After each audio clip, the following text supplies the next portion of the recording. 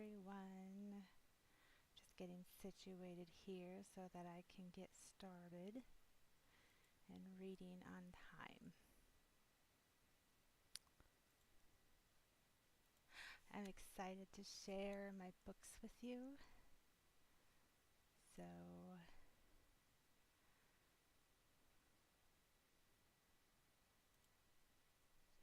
pardon me, my nose is itchy. That's like, why nose? Why do you have to itch right when I'm like on camera? Thanks.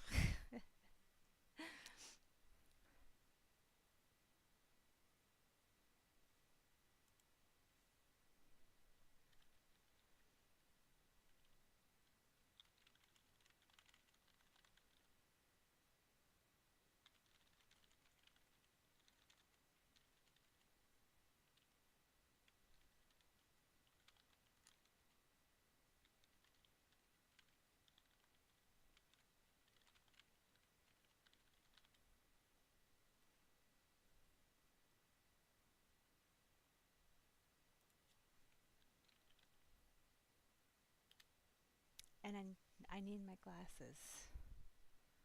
Um,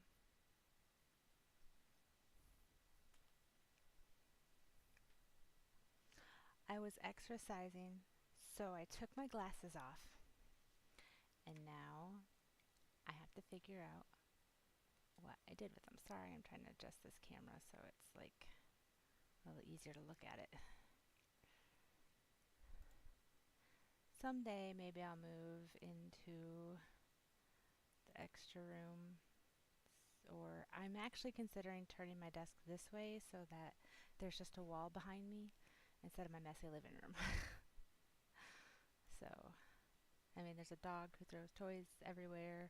I'll pick them up and then she gets them out, and then there's toys everywhere. So I just was like, there's just always going to be toys and stuff all over the living room. So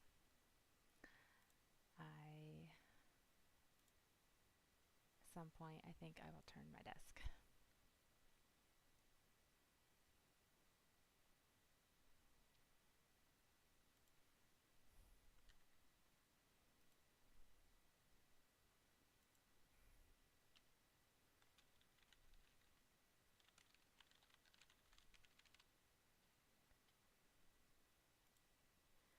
Okay, now let me find my glasses. Um,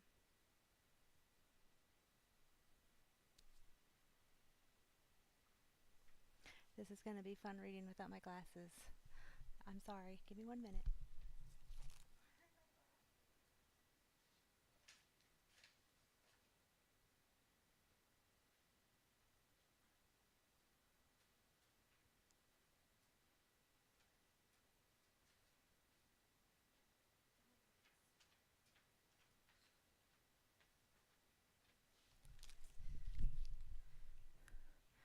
There.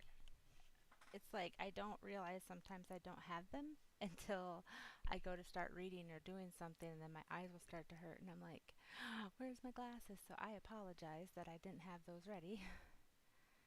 But alright, so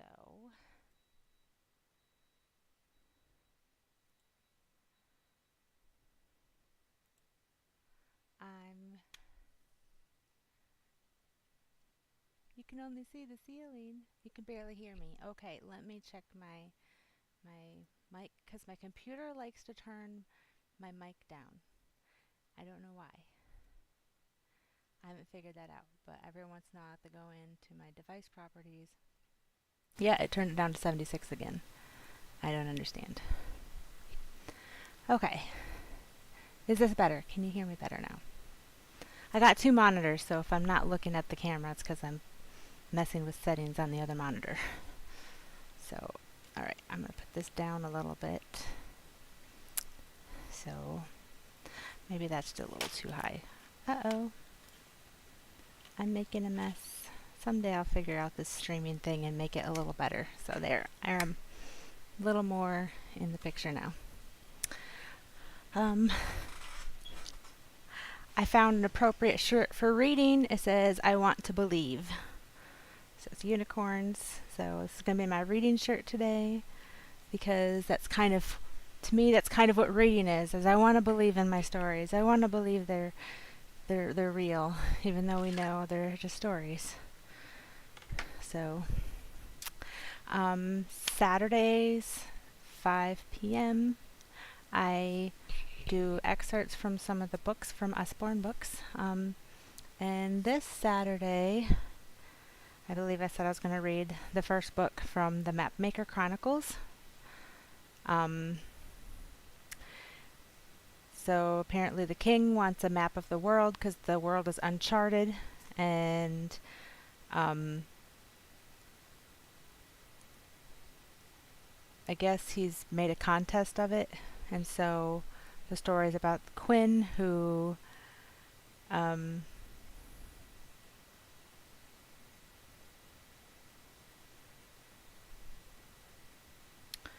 says he's quite content with his life, but his quiet life. But when the king's advisor discovers the special talent he has tried to keep secret, he has no choice but to join the ragtag crew of slaves and stowaways on the Libertas. So, yes, it's about Quinn, I guess, traveling the world and helping with mapping the world. And I guess I was reading that they're kind of hesitant because, like in our past, they believe the world is flat. So they're like, we're going to fall off the world because we're trying to travel on it. So, but anyway, I'm going to read Mapmaker Chronicles, a little bit of that on Saturday. I'm getting through Anne of Green Gables. We got to chapter 9, so I'm going to start at chapter 9. And we'll just read until, I guess, I put 9, so a couple hours, but we'll see. But I'm just going to read, and you can sit back and relax. Let me turn this TV off so you don't have this bright glare behind me.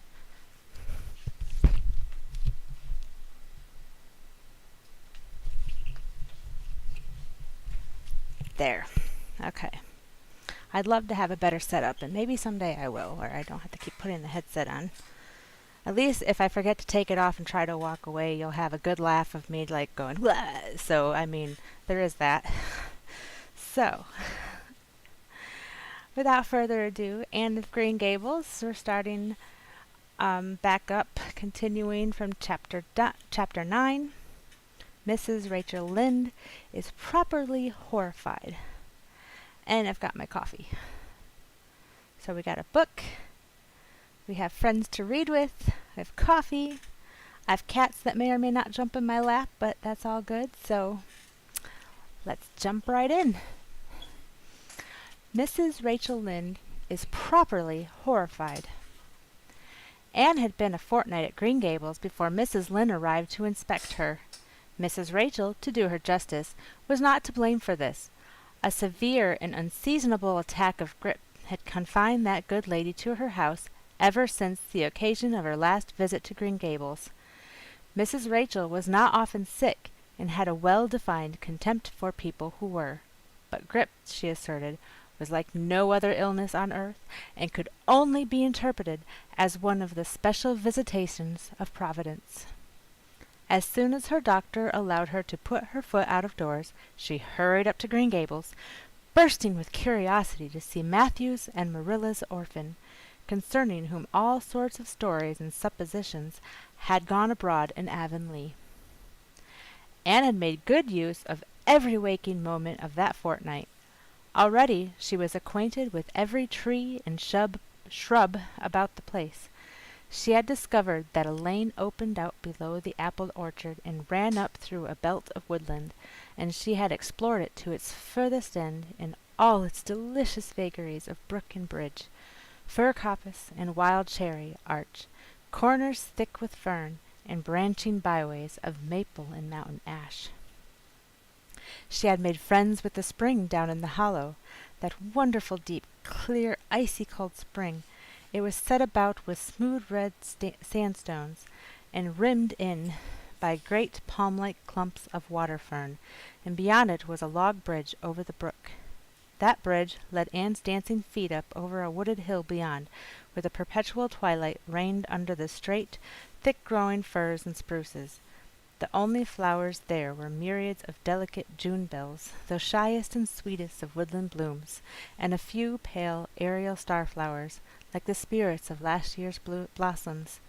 Gossamers glimmered like threads of silver among the trees, and the fir boughs and tassels seemed to utter friendly speech.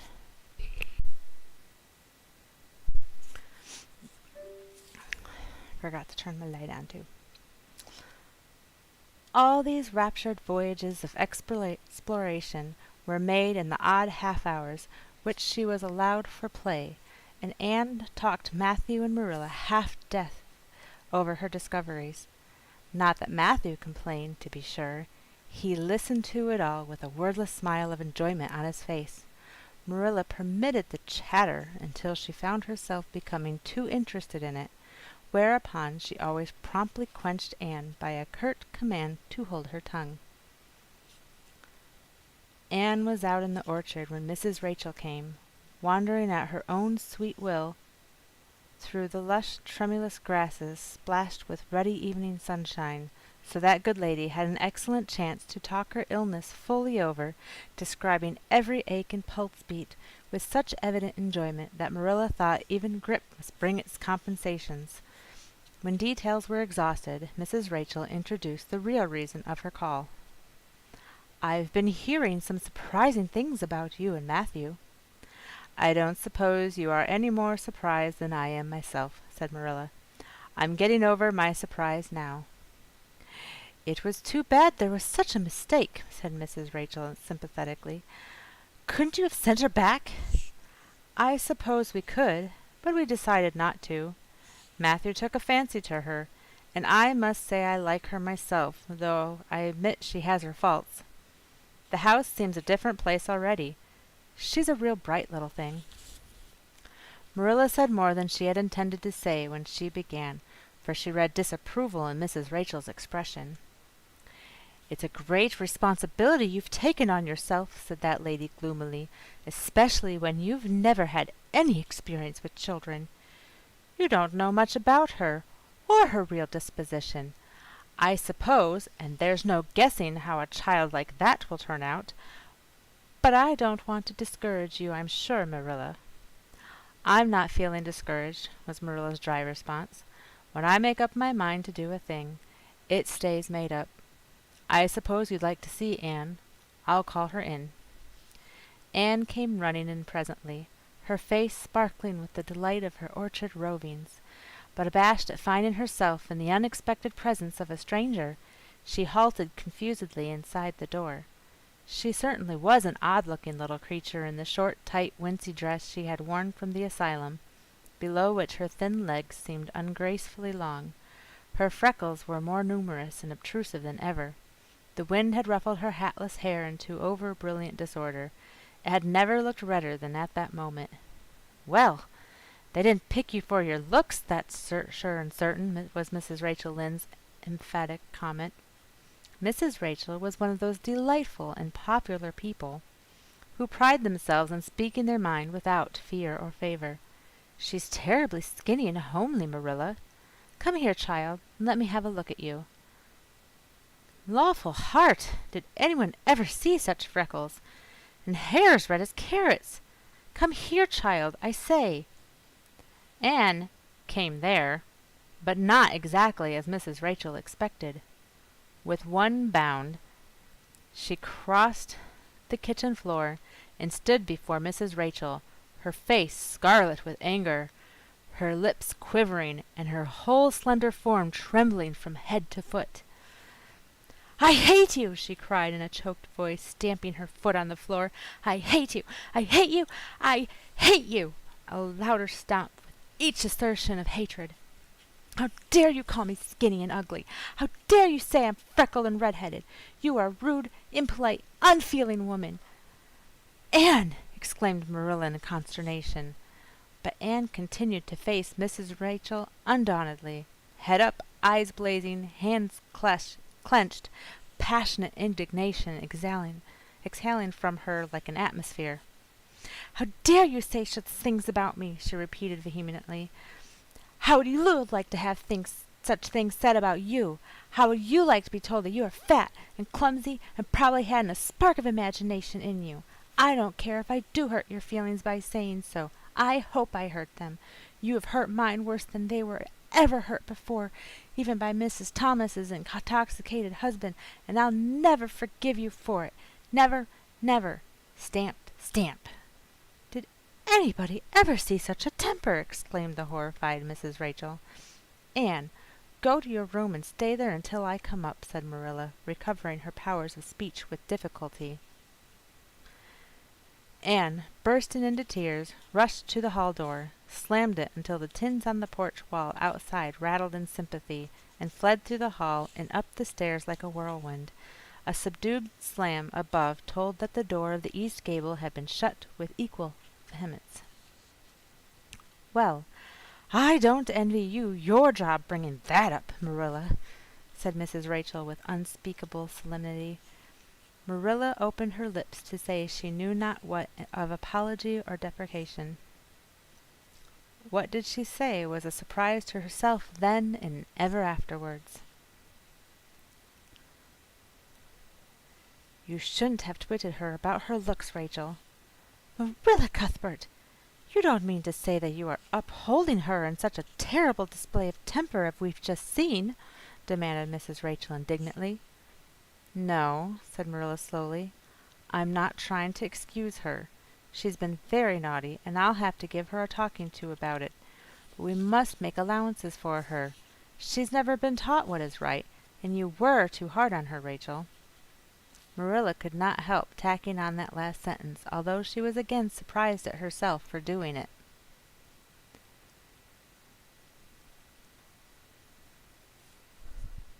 I'm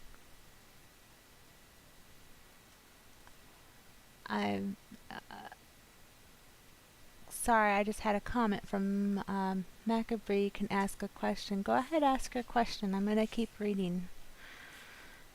Oh, I lost my spot. Oh. Well, I see that I'll have to be very careful what I say after this, Marilla, since the fine feelings of orphans, brought from goodness knows where, have to be considered before anything else. Oh, no, I'm not vexed. Don't worry yourself. I'm too sorry for you to leave any room for anger in my mind. You'll have your own troubles with that child, but if you'll take my advice, which I suppose you won't do, although I've brought up 10 children and buried 2, you'll do that talking to you mention with a fair-sized birch switch. I should think that would be the most effective language for that kind of child. Her temper matches her hair, I guess. Well, good evening, Marilla. I hope you'll come down to see me often as usual, but you can't expect me to visit here again in a hurry if I'm liable to be flown at and insulted in such a fashion. It's something new in my experience." Whereat Mrs. Rachael swept out and away, if a fat woman who always waddled could be said to sweep away, and Marilla with a very solemn face betook herself to the east gable. On the way upstairs she pondered uneasily as to what she ought to do. She felt no little dismay over the scene that had just enacted. How unfortunate that Anne should have displayed such temper before Mrs. Rachael Lynde of all people. Then Marilla suddenly became aware of an uncomfortable and rebuking consciousness that she felt more humiliation over this than sorrow over the discovery of such a serious defect in Anne's disposition. And how was she to punish her? The amiable suggestion of the birch switch, to the efficiency of which all of Mrs. Rachael's own children could have borne smarting testimony, did not appeal to Marilla. She did not believe she could whip a child. No, some other method of punishment must be found to bring Anne to a proper realization of the enormity of her offense. Marilla found Anne face downward on her bed, crying bitterly, quite oblivious of muddy boots on a clean counterpane. "Anne," she said not ungently. No answer.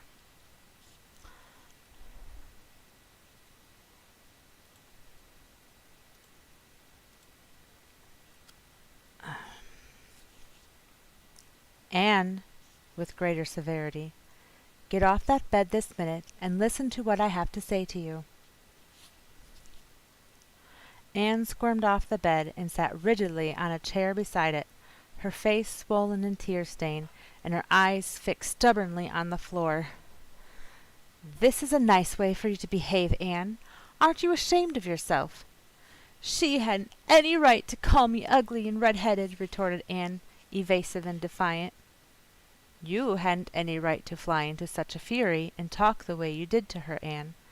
I was ashamed of you. Thoroughly ashamed of you. I wanted you to behave nicely to Mrs. Lynde, and instead of that you have disgraced me. I'm sure I don't know why you should lose your temper like that just because Mrs. Lynde said you were red-headed and homely. You say it yourself often enough." "Oh, but there's such a difference between saying a thing yourself and hearing other people say it," wailed Anne. "You may know a thing is so, but you can't help hoping other people don't quite think it is. I suppose you think I have an awful temper, but I couldn't help it. When she said those things, something just rose right up in me and choked me. I had to fly out at her." "Well, you have made a fine exhibition of yourself, I must say. Mrs. Lynde will have a nice story to tell about you everywhere, and she'll tell it too. It was a dreadful thing for you to lose your temper like that, Anne." "Just imagine how you would feel if somebody told you to your face that you were skinny and ugly," pleaded Anne tearfully. An old remembrance suddenly rose up before Marilla. She had been a very small child when she had heard one aunt say of her to another, "What a pity she is such a dark, homely little thing." Marilla was every day of 50 before the sting had gone out of that memory. "I don't say that I think Mrs. Lynde was exactly right in saying what she did to you, Anne," she admitted in a softer tone. "Rachael is too outspoken. But that is no excuse for such behavior on your part. She was a stranger, and an elderly person, and my visitor. All three very good reasons why you should have been respectful to her. You were rude and saucy, and—" Marilla had a saving inspiration of punishment. "You must go to her and tell her you are very sorry for your bad temper and ask her to forgive you." "I can never do that," said Anne determinedly and darkly. "You can punish me in any way you like, Marilla. You can shut me up in a dark, damp dungeon, inhabited by snakes and toads, and feed me only on bread and water, and I shall not complain. But I cannot ask Mrs. Lynde to forgive me." "We're not in the habit of shutting people up in dark, damp dungeons," said Marilla dryly, "especially as they're rather scarce in Avonlea. But apologize to Mrs. Lynde you must, and shall, and you'll stay here in your room until you can tell me you're willing to do it." "I shall have to stay here forever then," said Anne mournfully, "because I can't tell Mrs. Lynde I'm sorry I said those things to her. How can I? I'm not sorry. I'm sorry I vexed you, but I'm glad I told her just what I did. It was a great satisfaction. I can't say I'm sorry when I'm not, can I? I can't even imagine I'm sorry." "Perhaps your imagination will be in better working order by the morning," said Marilla, rising to depart. "You'll have the night to think over your conduct in, and come to a better frame of mind. You said you would try to be a very good girl if we kept you at Green Gables, but I must say it hasn't seemed very much like it this evening." Leaving this Parthian shaft to rankle in Anne's stormy bosom, Marilla descended to the kitchen, grievously troubled in mind and vexed in soul. She was as angry with herself as with Anne, because whenever she recalled Mrs. Rachel's dumbfounded countenance her lips twitched with amusement, and she felt a most reprehensible desire to laugh. Chapter 10. Anne's Apology. Marilla said nothing to Matthew about the affair that evening, but when Anne proved still refractory the next morning, an explanation had to be made to account for her absence from the breakfast table. Marilla told Matthew the whole story, taking pains to impress him with a due sense of the enormity of Anne's behavior. "It's a good thing Rachael Lynde got a calling down. She's a meddlesome old gossip," was Matthew's consolatory rejoinder. "Matthew Cuthbert, I am astonished at you. You know that Anne's behavior was dreadful, and yet you take her part. I suppose you'll be saying next thing that she oughtn't to be punished at all." "Well, now, no, not exactly," said Matthew uneasily. "I reckon she ought to be punished a little. But don't be too hard on her, Marilla. Recollect she has never had any one to teach her right. You're going to give her something to eat, aren't you?" "When did you ever hear of me starving people into good behavior?" demanded Marilla indignantly. "She'll have her meals regular, and I'll carry them up to her myself. But she'll stay up there until she's willing to apologize to Mrs. Lynde, and that's final, Matthew."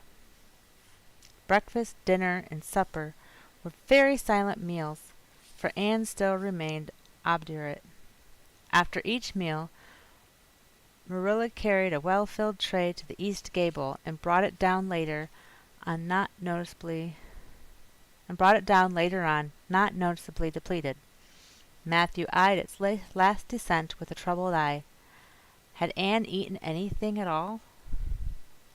When Marilla went out that evening to bring the cows from the back pasture, Matthew, who had been hanging about the barns and watching, slipped into the house with the air of a burglar and crept upstairs.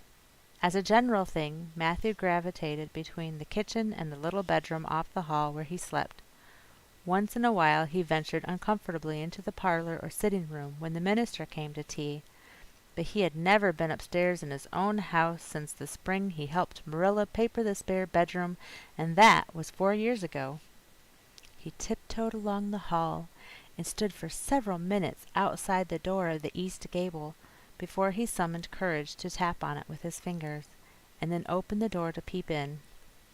Anne was sitting on the yellow chair by the window, gazing mournfully out into the garden. Very small and unhappy she looked, and Matthew's heart smote him. He softly closed the door and tiptoed over to her. "Anne," he whispered, as if afraid of being overheard. "How are you making it, Anne?" Anne smiled wanly. "Pretty well. I imagine a good deal, and that helps to pass the time. Of course, it's rather lonesome, but then I may as well get used to that." Anne smiled again, bravely facing the long years of solitary imprisonment before her. Matthew recollected that he must say what he had come to say without loss of time, lest Marilla return prematurely. "Well now, Anne, don't you think you'd better do it and have it over with?" he whispered. "It'll have to be done sooner or later, you know, for Marilla's a dreadful determined woman. Dreadful determined, Anne. Do it right off, I say, and have it over."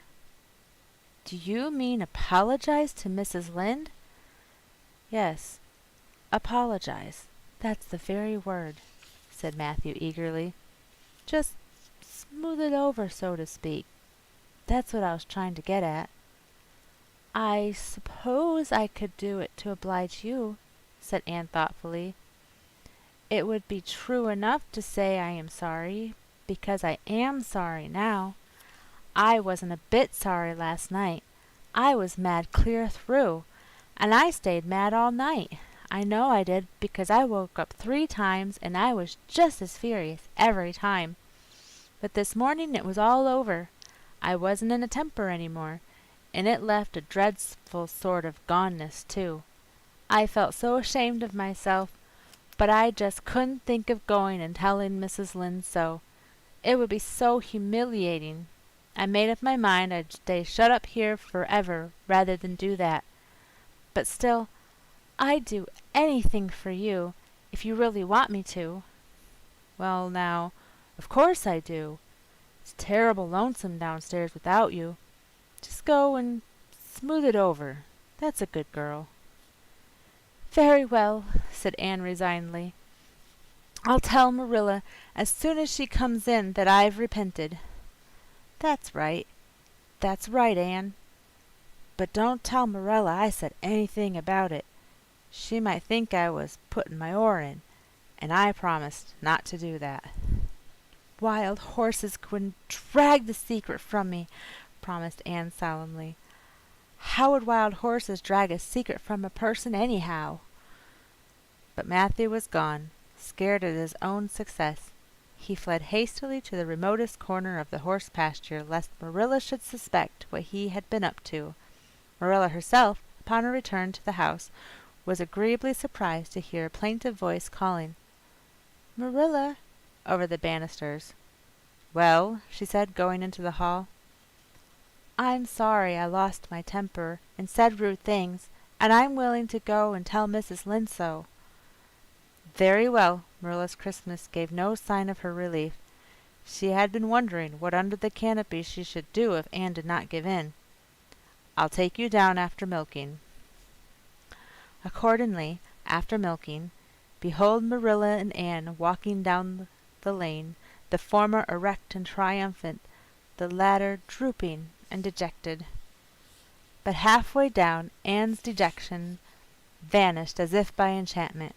She lifted her head and stepped lightly along, her eyes fixed on the sunset sky and an air of subdued exhilaration about her. Marilla beheld the change disapprovingly. This was no meek penitent, such as it behooved her to take into the presence of the offended Mrs. Lynde. "What are you thinking of, Anne?" she asked sharply. "I'm imagining out what I must say to Mrs. Lynde," answered Anne dreamily. This was satisfactory, or should have been so. But Marilla could not rid herself of the notion that something in her scheme of punishment was going askew. Anne had no business to look so rapt and radiant. Rapt and radiant Anne continued until they were in the very presence of Mrs. Lynde, who was sitting knitting by her kitchen window. Then the radiance vanished. Mournful penitence appeared on every feature. Before a word was spoken, Anne suddenly went down on her knees before the astonished Mrs. Rachael and held out her hands beseechingly. "Oh, Mrs. Lynde, I am so extremely sorry," she said with a quiver in her voice. "I could never express all my sorrow, no, not if I used up a whole dictionary. You must just imagine it. I behaved terribly to you, and I've disgraced the dear friends, Matthew and Marilla, who have let me stay at Green Gables, although I'm not a boy. I'm a dreadfully wicked and ungrateful girl, and I deserve to be punished and cast out by respectable people forever. It was very wicked of me to fly into a temper because you told me the truth. It was the truth. Every word you said was true. My hair is red, and I'm freckled and skinny and ugly. What I said to you was true too, but I shouldn't have said it. Oh, Mrs. Lynde, please, please forgive me. If you refuse it, would be a lifelong sorrow to me. You wouldn't like to inflict a lifelong sorrow on a poor little orphan girl, would you? Even if she had a dreadful temper. Oh, I'm sure you wouldn't. Please say you'll forgive me, Mrs. Lynde." Anne clasped her hands together, bowed her head, and waited for the word of judgment. There was no mistaking her sincerity. It breathed in every tone of her voice.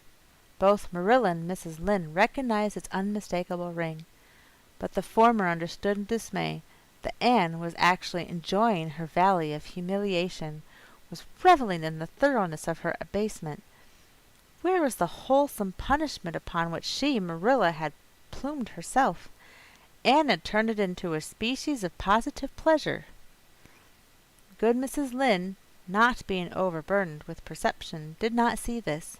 She only perceived that Anne had made a very thorough apology, and all resentment vanished from her kindly, if somewhat officious heart. "There, there, get up, child," she said heartily. "Of course I forgive you. I guess I was a little too hard on you anyway, but I'm such an outspoken person. You just mustn't mind me, that's what. It can be denied your hair is terrible red. It can't be denied your hair is terrible red. But I knew a girl once, went to school with her in fact, whose hair was every mite as red as yours when she was young, but when she grew up it darkened to a real handsome auburn. I wouldn't be a mite surprised if yours did too. Not a mite." "Oh, Mrs. Lynde!" Anne drew a long breath as she rose to her feet. "You have given me a hope. I shall always feel that you are a benefactor. Oh, I could endure anything if I only thought my hair would be a handsome auburn when I grew up. It would be so much easier to be good if one's hair was a handsome auburn, don't you think? And now may I go out into your garden and sit on that bench under the apple trees while you and Marilla are talking? There's so much more scope for imagination out there. Laws, yes, run along, child, and you can pick a bouquet of them white June lilies over in the corner if you like. As the door closed behind Anne, Mrs. Lynde got briskly up to light a lamp. She's a real odd little thing. Take this chair, Marilla. It's easier than the one you've got. I just keep that for the hired boy to sit on. Yes, she certainly is an odd child, but there is something kind of taking about her after all. I don't feel so surprised at you and Matthew keeping her as I did, nor so sorry for you either. She may turn out all right. Of course, she has a queer way of expressing herself. A little too, well, too kind of forcible, you know. But she'll likely get over that now that she's come to live among civilized folk. And then her temper's pretty quick, I guess. But there's one comfort. A child that has a quick temper just blaze up and cool down. Ain't never likely to be sly or deceitful. Preserve me from a sly child, that's what. On the whole, Marilla, I kind of like her. When Marilla went home, Anne came out of the fragrant twilight of the orchard with a sheaf of white narcissi in her hands. I apologized pretty well, didn't I? She said proudly as they went down the lane. I thought since I had to do it, I might as well do it thoroughly. You did it thoroughly, all right enough, was Marilla's comment. Marilla was dismayed at finding herself inclined to laugh over the recollection. She had also an uneasy feeling that she ought to scold Anne for apologizing so well, but then that was ridiculous. She compromised with her conscience by saying severely, I hope you won't have occasion to make many more such apologies. I hope you'll try to control your temper now, Anne. That wouldn't be so hard if people wouldn't twit me about my looks, said Anne with a sigh. I don't get cross about other things, but I'm so tired of being twitted about my hair, and it just makes me boil right over. Do you suppose my hair really will be a handsome auburn when I grow up? You shouldn't think so much about your looks, Anne. I'm afraid you are a very vain little girl. How can I be vain when I know I'm homely? Protested Anne. I love pretty things, and I hate to look in the glass and see that something that isn't pretty. It makes me feel so sorrowful, just as when I look at an ugly thing, I pity it because it isn't beautiful. Handsome is as handsome does, quoted Marilla. I've had that said to me before, but I have my doubts about it, remarked skeptical Anne, sniffing at her narcissi. Oh, aren't these flowers sweet? It was lovely of Mrs. Lynde to give them to me. I have no hard feelings against Mrs. Lynde now. It gives you a lovely, comfortable feeling to apologize and be forgiven, doesn't it? Aren't the stars bright tonight? If you could live in a star, which one would you pick? I'd like that lovely, clear, big one away over there above that dark hill. Anne, do hold your tongue, said Marilla, thoroughly worn out, trying to follow the gyrations of Anne's thoughts. Anne said no more until they turned into their own lane. A little gypsy wind came down it to meet them, laden with the spicy perfume of young dew-wet ferns. Far up in the shadows a cheerful light gleamed out through the trees from the kitchen at Green Gables. Anne suddenly came close to Marilla and slipped her hand into the older woman's hard palm. It's lovely to be going home and know it's home, she said. I love Green Gables already, and I never loved any place before. No place ever seemed like home. Oh, Marilla, I'm so happy. I could pray right now and not find it a bit hard. Something warm and pleasant welled up in Marilla's heart at the touch of that thin little hand in her own. A throb of the maternity she had missed, perhaps. Its very unaccustomedness and sweetness disturbed her. She hastened to restore her sensations to their normal calm by inculcating a moral. If you'll be a good girl, you'll always be happy, Anne, and you should never find it hard to say your prayers. Saying one's prayers isn't exactly the same thing as praying, said Anne meditatively. but I'm going to imagine that I'm the wind that is blowing up there in those treetops. When I get tired of the trees, I'll imagine I'm gently waving down here in the ferns. And then I'll fly over to Mrs. Lynde's garden and set the flowers dancing. And then I'll go with one great swoop over the clover field, and then I'll blow up over the lake of shining waters and ripple it all up into little sparkling waves. Oh, there's so much scope for imagination in a wind. So I'll not talk any more just now, Marilla. Thanks be to goodness for that, breathed Marilla in devout relief.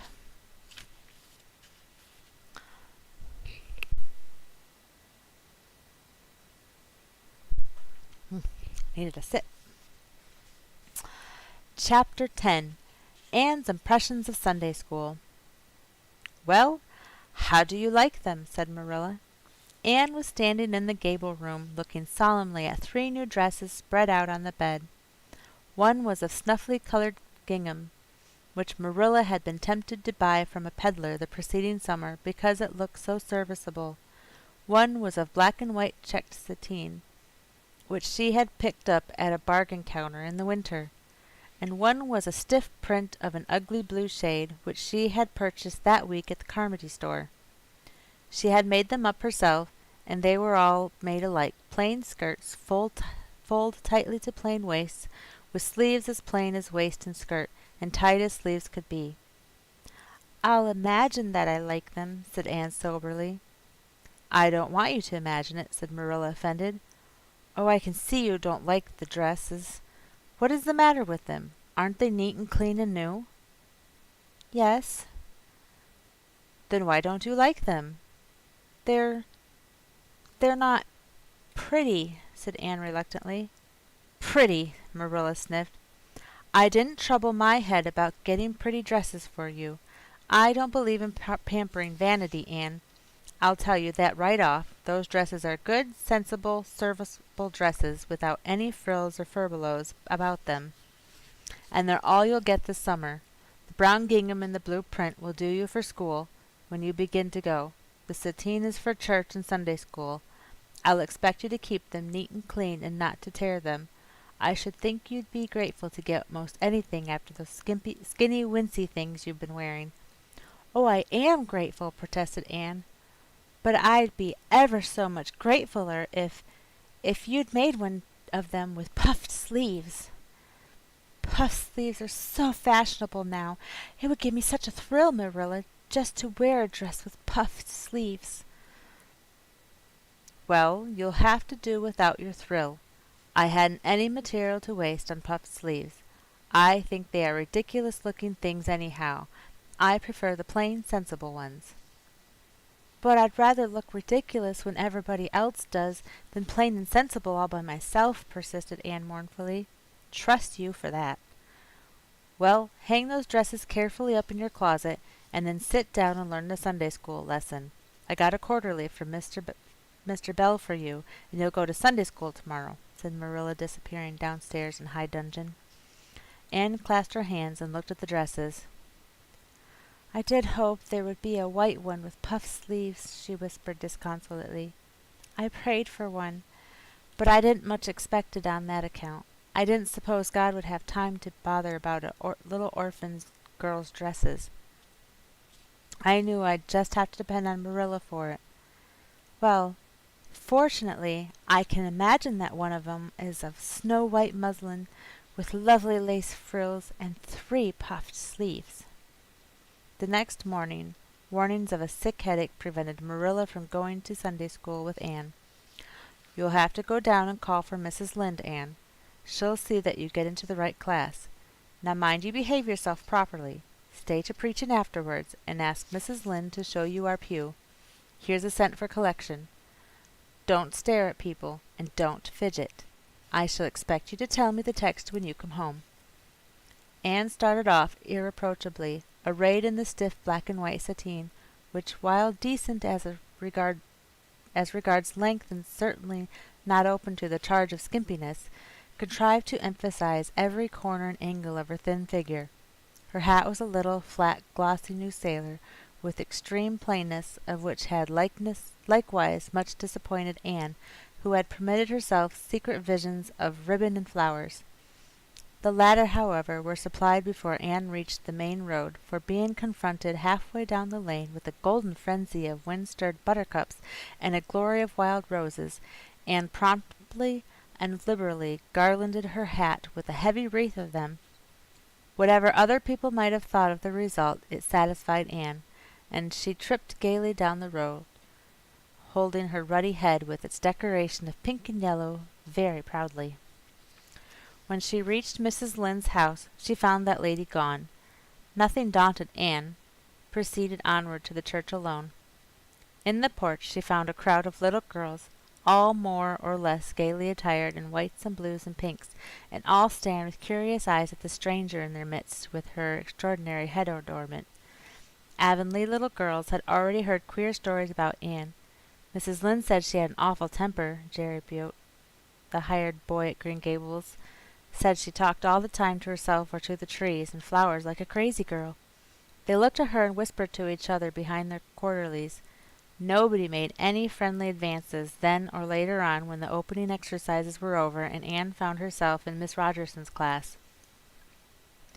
Miss Rogerson was a middle-aged lady who had taught a Sunday school class for 20 years.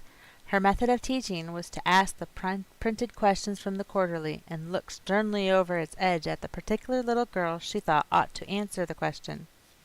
She looked very often at Anne, and Anne, thanks to Marilla's drilling, answered promptly. But it may be questioned if she understood very much about either question or answer. She did not think she liked Miss Rogerson, and she felt very miserable. Every other little girl in the class had puffed sleeves. Anne felt that life was really not worth living without puffed sleeves. "Well, how did you like Sunday school?" Marilla wanted to know when Anne came home. Her wreath having faded, Anne had discarded it in the lane, so Marilla was spared the knowledge of that for a time. "I didn't like it a bit. It was horrid." "Anne Shirley," said Marilla rebukingly. Anne sat down on the rocker with a long sigh, kissed one of the bonny's leaves, and waved her hand to a blossoming fuchsia. "They might have been lonesome while I was away," she explained. "And now about the Sunday school. I behaved well, just as you told me. Mrs. Lynde was gone, but I went right on myself. I went into the church with a lot of other little girls, and I sat in the corner of a pew by the window while the opening exercises went on. Mr. Bell made an awfully long prayer. I would have been dreadfully tired before he got through it if I hadn't been sitting by that window. But it looked right out on the lake of shining waters, so I just gazed at that and imagined all sorts of splendid things." "You shouldn't have done anything of the sort. You should have listened to Mr. Bell." "But he wasn't talking to me," protested Anne. "He was talking to God, and he didn't seem to be very much interested in it either. I think he thought God was too far off to make it worthwhile. I said a little prayer myself, though. There was a long row of white birches hanging over the lake, and the sunshine fell down through them, way, way down, deep into the water. Oh, Marilla, it was like a beautiful dream. It gave me a thrill, and I just said, 'Thank you for it, God,' 2 or 3 times. "Not out loud, I hope," said Marilla anxiously. "Oh, no, just under my breath. Well, Mr. Bell did get through that at last, and they told me to go into the classroom with Miss Rogerson's class. There were 9 other girls in it. They all had puffed sleeves. I tried to imagine mine were puffed too, but I couldn't. Why couldn't I? It was as easy as could be to imagine they were puffed when I was alone in the east gable, but it was awfully hard there among the others who had really truly puffs." "You shouldn't have been thinking about your sleeves in Sunday school. You should have been attending to the lesson. I hope you knew it." "Oh, yes, and I answered a lot of questions. Miss Rogerson asked ever so many. I don't think it was fair for her to do all the asking. There were lots I wanted to ask her, but I didn't like to because I didn't think she was a kindred spirit." Then all the other little girls recited a paraphrase. She asked me if I knew any. I told her I didn't, but I could recite "The Dog at His Master's Grave" if she liked. That's in the Third Royal Reader. It isn't really a truly religious piece of poetry, but it's so sad and melancholy that it might as well be. She said it wouldn't do, and she told me to learn the 19th paraphrase for next Sunday. I read it over in church afterwards, and it's splendid. There are two lines in particular that just thrill me. Quick as the slaughtered squadrons fell in Midian's evil day. I don't know what squadrons means, nor Midian either, but it sounds so tragical. I can hardly wait until next Sunday to recite it. I'll practice it all the week. After Sunday school, I asked Miss Rogerson, because Mrs. Lynde was too far away, to show me your pew. I sat just as still as I could, and the text was Revelation's 3rd chapter, 2nd and 3rd verses. It was a very long text. If I was a minister, I'd pick the short, snappy ones. The sermon was awfully long, too. I suppose the minister had to match it to the text. I didn't think he was a bit interesting. The trouble with him seems to be that he hasn't enough imagination. I didn't listen to him very much. I just let my thoughts run, and I thought of the most surprising things. Marilla felt helplessly that all this should be sternly reproved, but she was hampered by the undeniable fact that some of the things Anne had said, especially about the minister's sermons and Mr. Bell's prayers, were that she herself had really thought deep down in her heart for years, but had never given expression to. It almost seemed to her that those secret, unuttered, critical thoughts had suddenly taken visible and accusing shape and form in the person of this outspoken morsel of neglected humanity.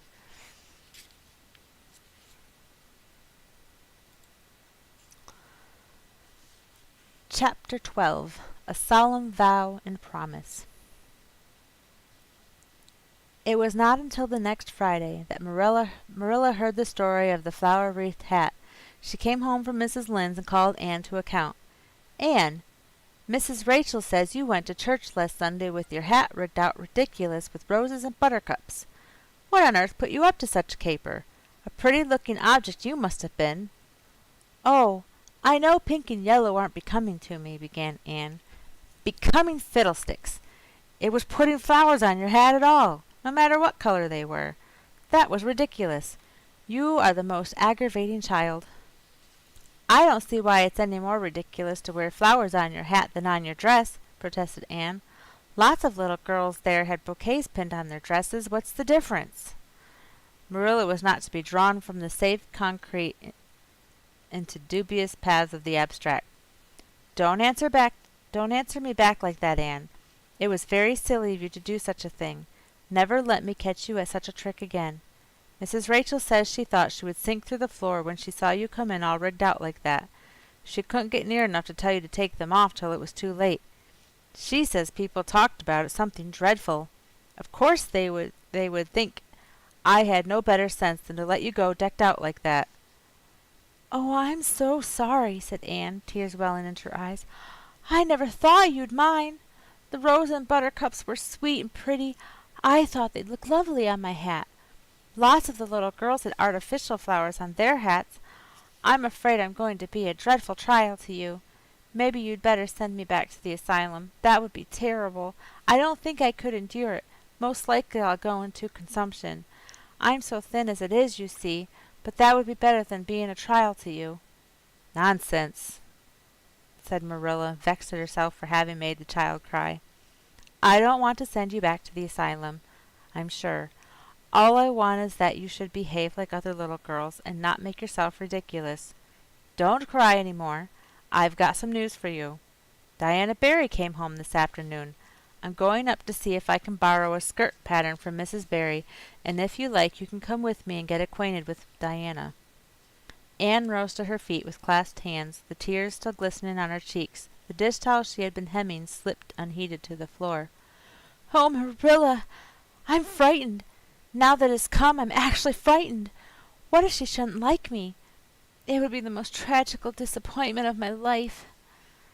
"Now, don't get into a fluster, and I do wish you wouldn't use such long words.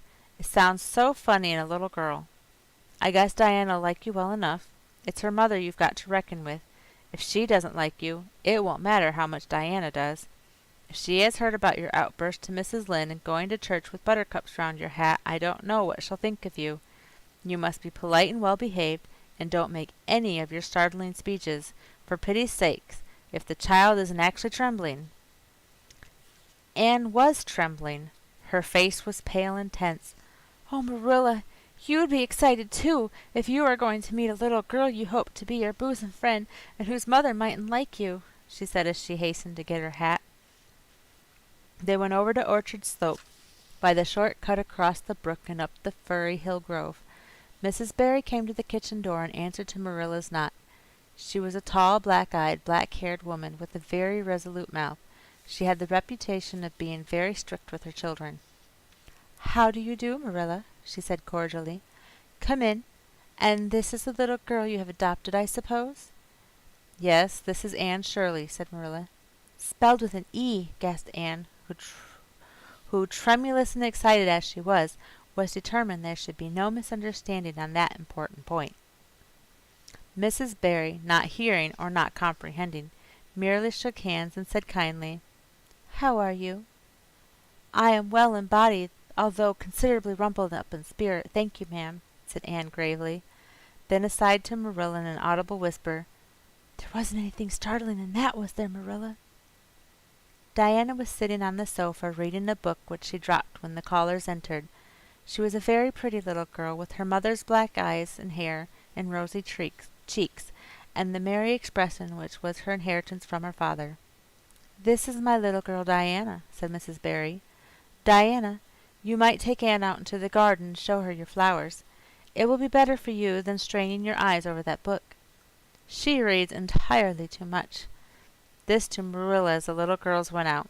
"And I can't prevent her, for her father aids and abets her.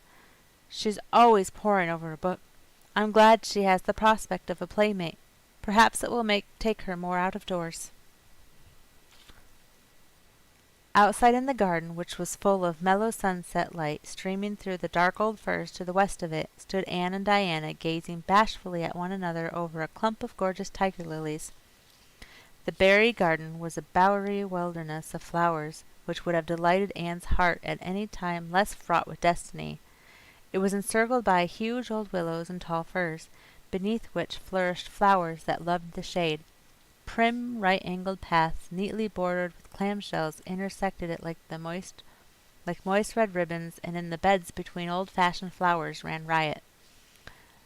There were rosy, bleeding hearts, and great splendid crimson peonies, white, fragrant narcissi, and thorny, sweet Scotch roses, pink and blue and white columbines, and lilac-tinted bouncing bets, clumps of southernwood and ribbon grass and mint, purple Adam and Eve, daffodils, and masses of sweet clover, white with its delicate, fragrant, feathery sprays, scarlet lightning that shot its fiery lances over prim white musk flowers.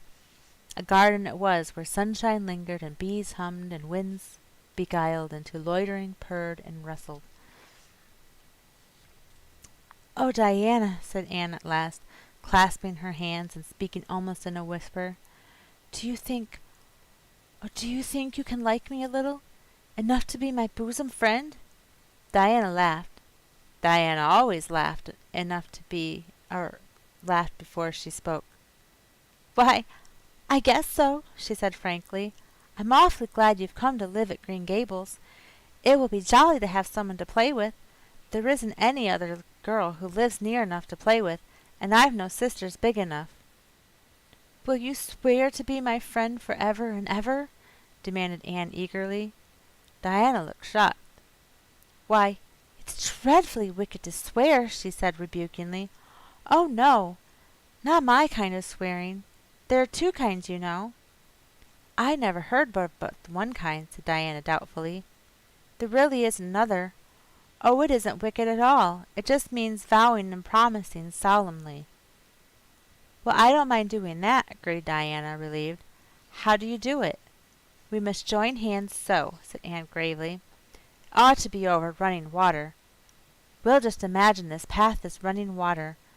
I'll repeat the oath first.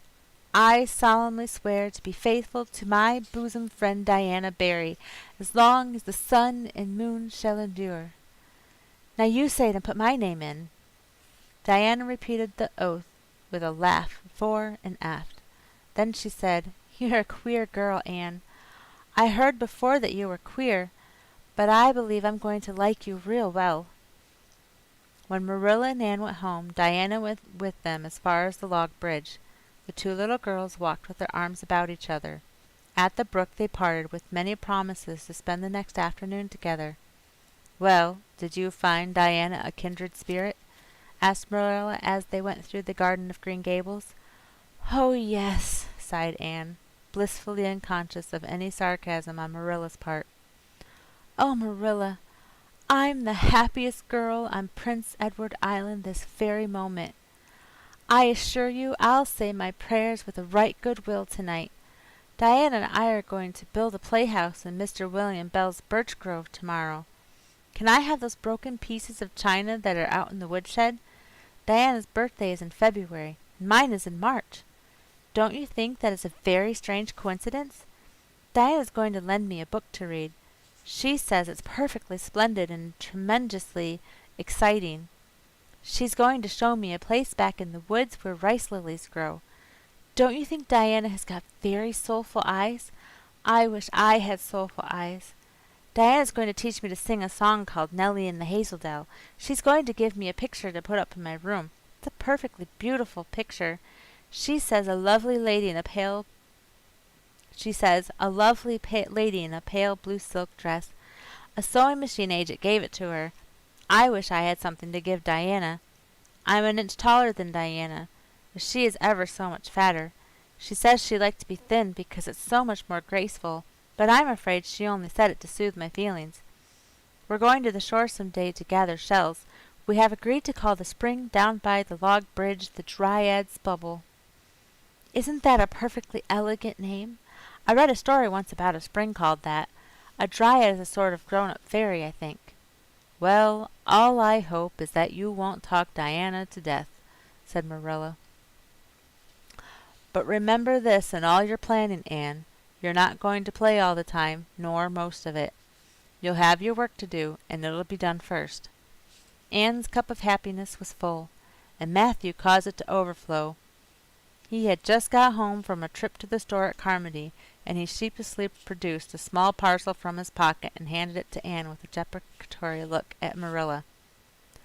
"I heard you say you liked chocolate sweeties, so I got you some," he said. "Humph," sniffed Marilla. "It'll ruin her teeth and stomach. There, there, child, don't look so dismal.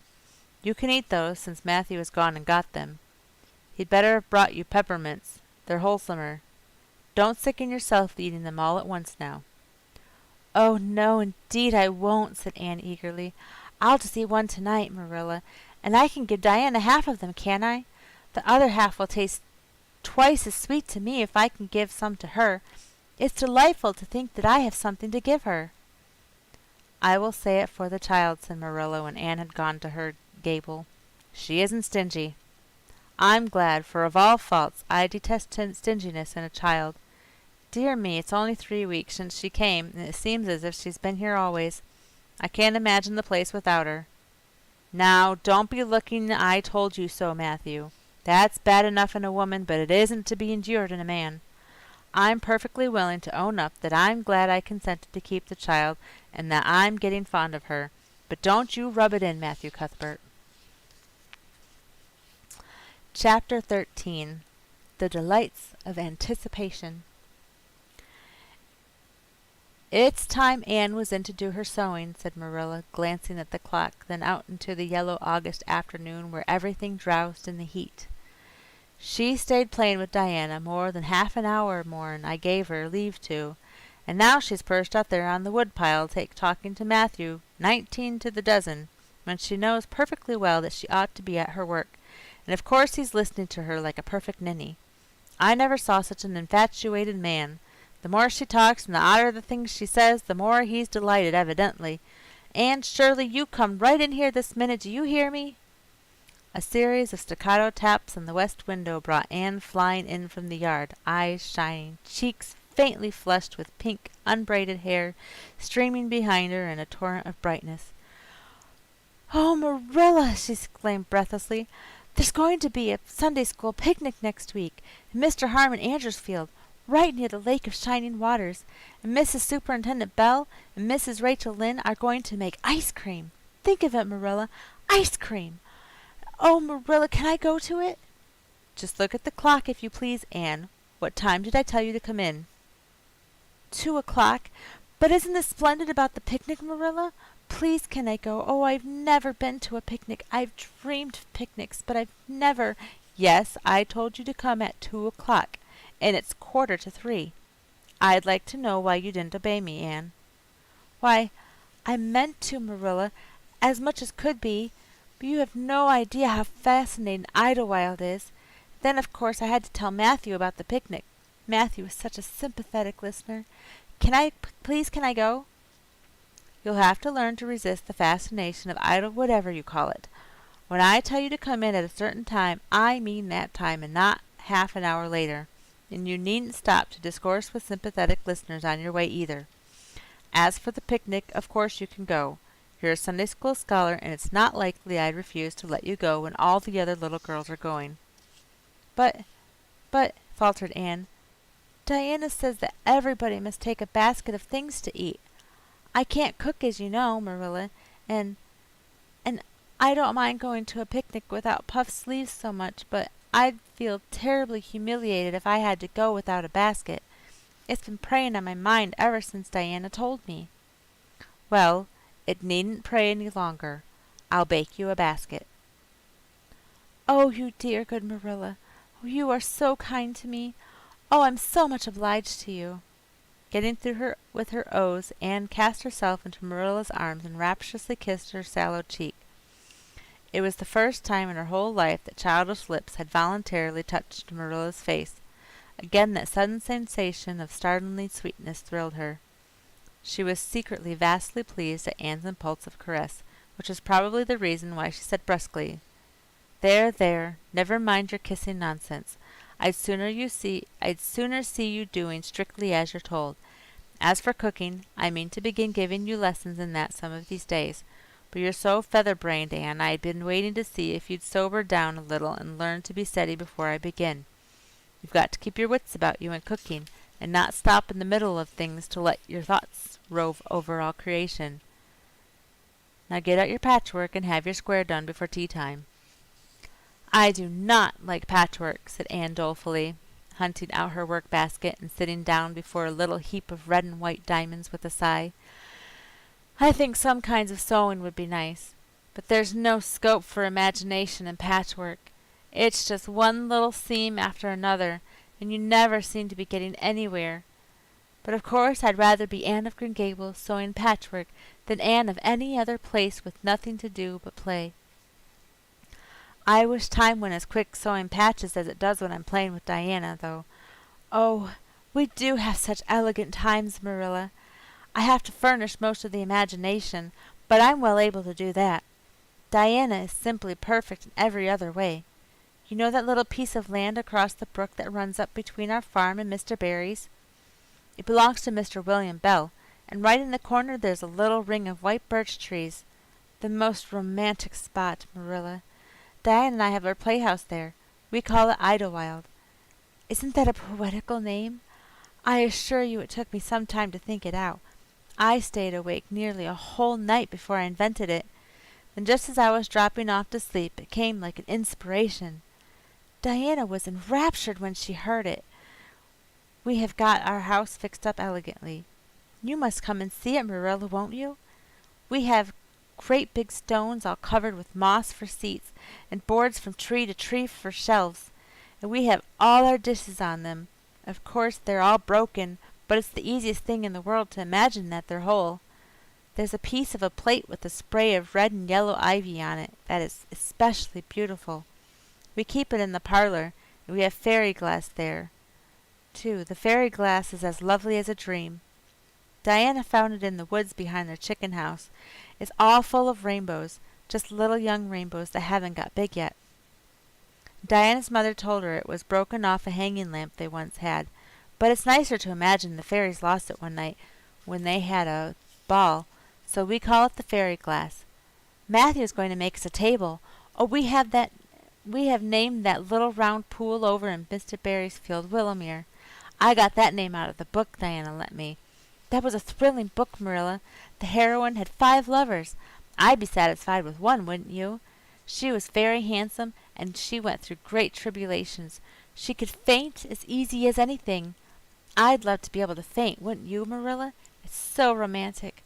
but I'm really very healthy for all I'm so thin. I believe I'm getting fatter, though. Don't you think I am? I look at my elbows every morning when I get up to see if I have any dimples are coming. Diane is having a new dress made with elbow sleeves. She is going to wear it to the picnic. Oh, I do hope it'll be fine next Wednesday. I don't feel that I could endure the disappointment if anything happened to prevent me from getting to the picnic. I suppose I'd live through it, but I'm certain it would be a lifelong sorrow. It wouldn't matter if I got to 100 picnics in after years. They wouldn't make up for missing this one. They're going to have boats in the Lake of Shining Waters and ice cream, as I told you. I have never tasted ice cream. Diana tried to explain what it was like, but I guess ice cream is one of those things that are beyond imagination. "Anne, you have talked even on for 10 minutes by the clock," said Marilla. "Now, just for curiosity's sake, see if you can hold your tongue for the same length of time." Anne held her tongue as desired. For the rest of the week she talked picnic and thought picnic and dreamed picnic. On Saturday it rained, and she worked herself up into such a frantic state lest it should keep on raining until and over Wednesday, that Marilla made her sew an extra patchwork square by a way of steadying her nerves. On Sunday Anne confided to Marilla on the way home from church that she grew actually cold all over with excitement when the minister announced the picnic from the pulpit. "Such a thrill as went up and down my back, Marilla. I don't think I'd ever really believed until then that there was honestly going to be a picnic. I couldn't help fearing I'd only imagined it. When a minister says a thing in the pulpit, you just have to believe it." "You set your heart too much on things, Anne," said Marilla with a sigh. "I'm afraid there will be a great many disappointments in store for you through life." "Oh, Marilla, looking forward to things is half the pleasure of them," exclaimed Anne. "You may get the things themselves, but nothing can prevent you from having the fun of looking forward to them. Mrs. Lynde said, 'Blessed are they who expect nothing, for they shall not be disappointed.' But I think it would be worse to expect nothing than to be disappointed." Marilla wore her amethyst brooch to church that day as usual. Marilla always wore her amethyst brooch to church. She would have thought it rather sacrilegious to leave it off, as bad as forgetting her Bible or her collection dime. That amethyst brooch was Marilla's most treasured possession. A seafaring uncle had given it to her mother, who in turn had bequeathed it to Marilla. It was an old-fashioned oval containing a braid of her mother's hair, surrounded by a border of very fine amethysts. Marilla knew too little about precious stones to realize how fine the amethysts actually were, but she thought them very beautiful and was always pleasantly conscious of their violet shimmer at her throat, above her good brown satin dress, even although she could not see it. Anne had been smitten with delighted admiration when she first saw that brooch. "Oh, Marilla, it's a perfectly elegant brooch. I don't know how you can pay attention to the sermon or the prayers when you have it on. I couldn't. I know. I think amethysts are just sweet. They are what I used to think diamonds were like, long ago before I had ever seen a diamond. I read about them and I tried to imagine what they would be like. I thought they would be lovely glimmering purple stones. When I saw a real diamond in a lady's ring one day, I was so disappointed I cried. Of course it was very lovely, but it wasn't my idea of a diamond. Will you let me hold the brooch for 1 minute, Marilla? Do you think amethysts can be souls of good violets?" Chapter 14. Anne's Confession. On the Monday evening before the picnic, Marilla came down from her room with a troubled face. "Anne," she said to that small personage who was shelling peas by the spotless table and singing Nellie of the Hazeldell with a vigor and expression that did credit to Diana's teaching, "did you see anything of my amethyst brooch? I thought I stuck it in my pincushion when I came home from church yesterday evening, but I can't find it anywhere." I saw it this afternoon when you were away at the Aid Society," said Anne a little slowly. "I was passing your door when I saw it on the cushion, so I went in to look at it." "Did you touch it?" said Marilla sternly. "Yes," admitted Anne. I took it up and I pinned it on my breast, just to see how it would look."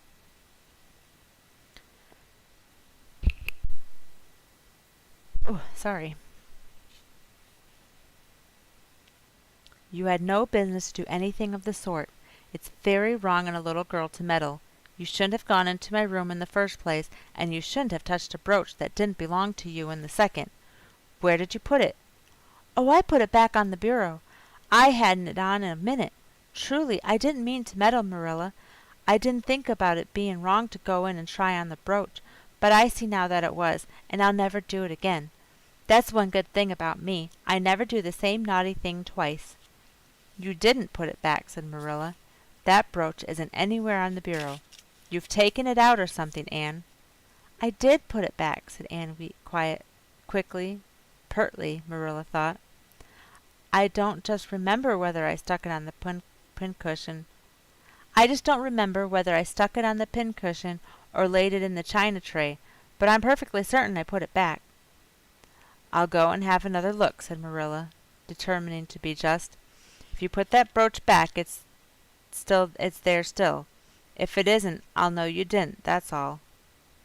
Marilla went to her room and made a thorough search, not only over the bureau but in every other place she thought the brooch might possibly be. It was not to be found, and she returned to the kitchen. "Anne, the brooch is gone. By your own admission, you were the last person to handle it. Now what have you done with it?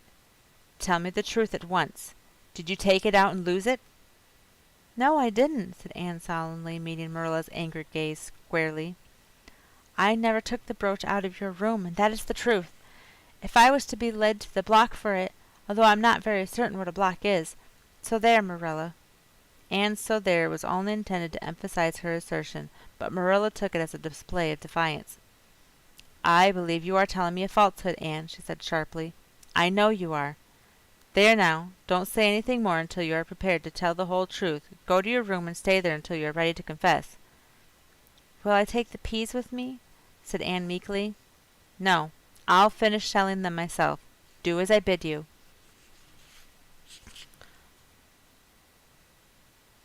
When Anne had gone, Marilla went about her evening tasks in a very disturbed state of mind. She was worried about her valuable brooch. What if Anne had lost it? And how wicked of the child to deny having taken it when anybody could see she must have. With such an innocent face, too. "I don't know what I wouldn't sooner have had happen," thought Marilla as she nervously shelled the peas. "Of course I don't suppose she meant to steal it or anything like that. She's just taken it to play with or help along that imagination of hers. She must have taken it, that's clear, for there hasn't been a soul in that room since she was in it, by her own story, until I went up tonight, and the brooch is gone. There's nothing sure. I suppose she has lost it and is afraid to own up for fear she'll be punished. It's a dreadful thing to think she tells falsehoods. It's a far worse thing than her fit of temper. It's a fearful responsibility to have a child in your house you can't trust.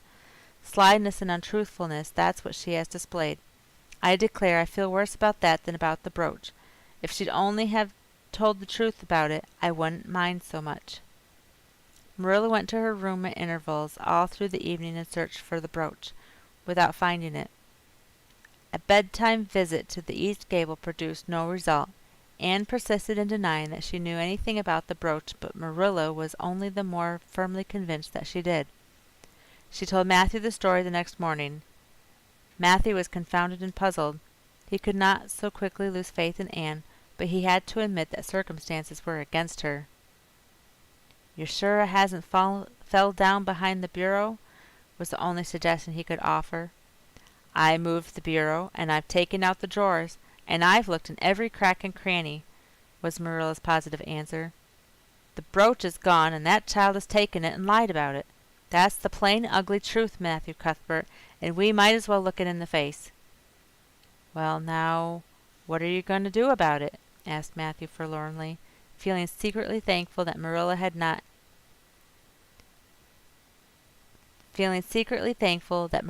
and not he had to deal with the situation. He felt no desire to put his oar in this time. "She'll stay in her room until she confesses," said Marilla grimly, remembering the success of this method in the former case. "Then we'll see. Perhaps we'll be able to find the brooch if she'll only tell where she took it.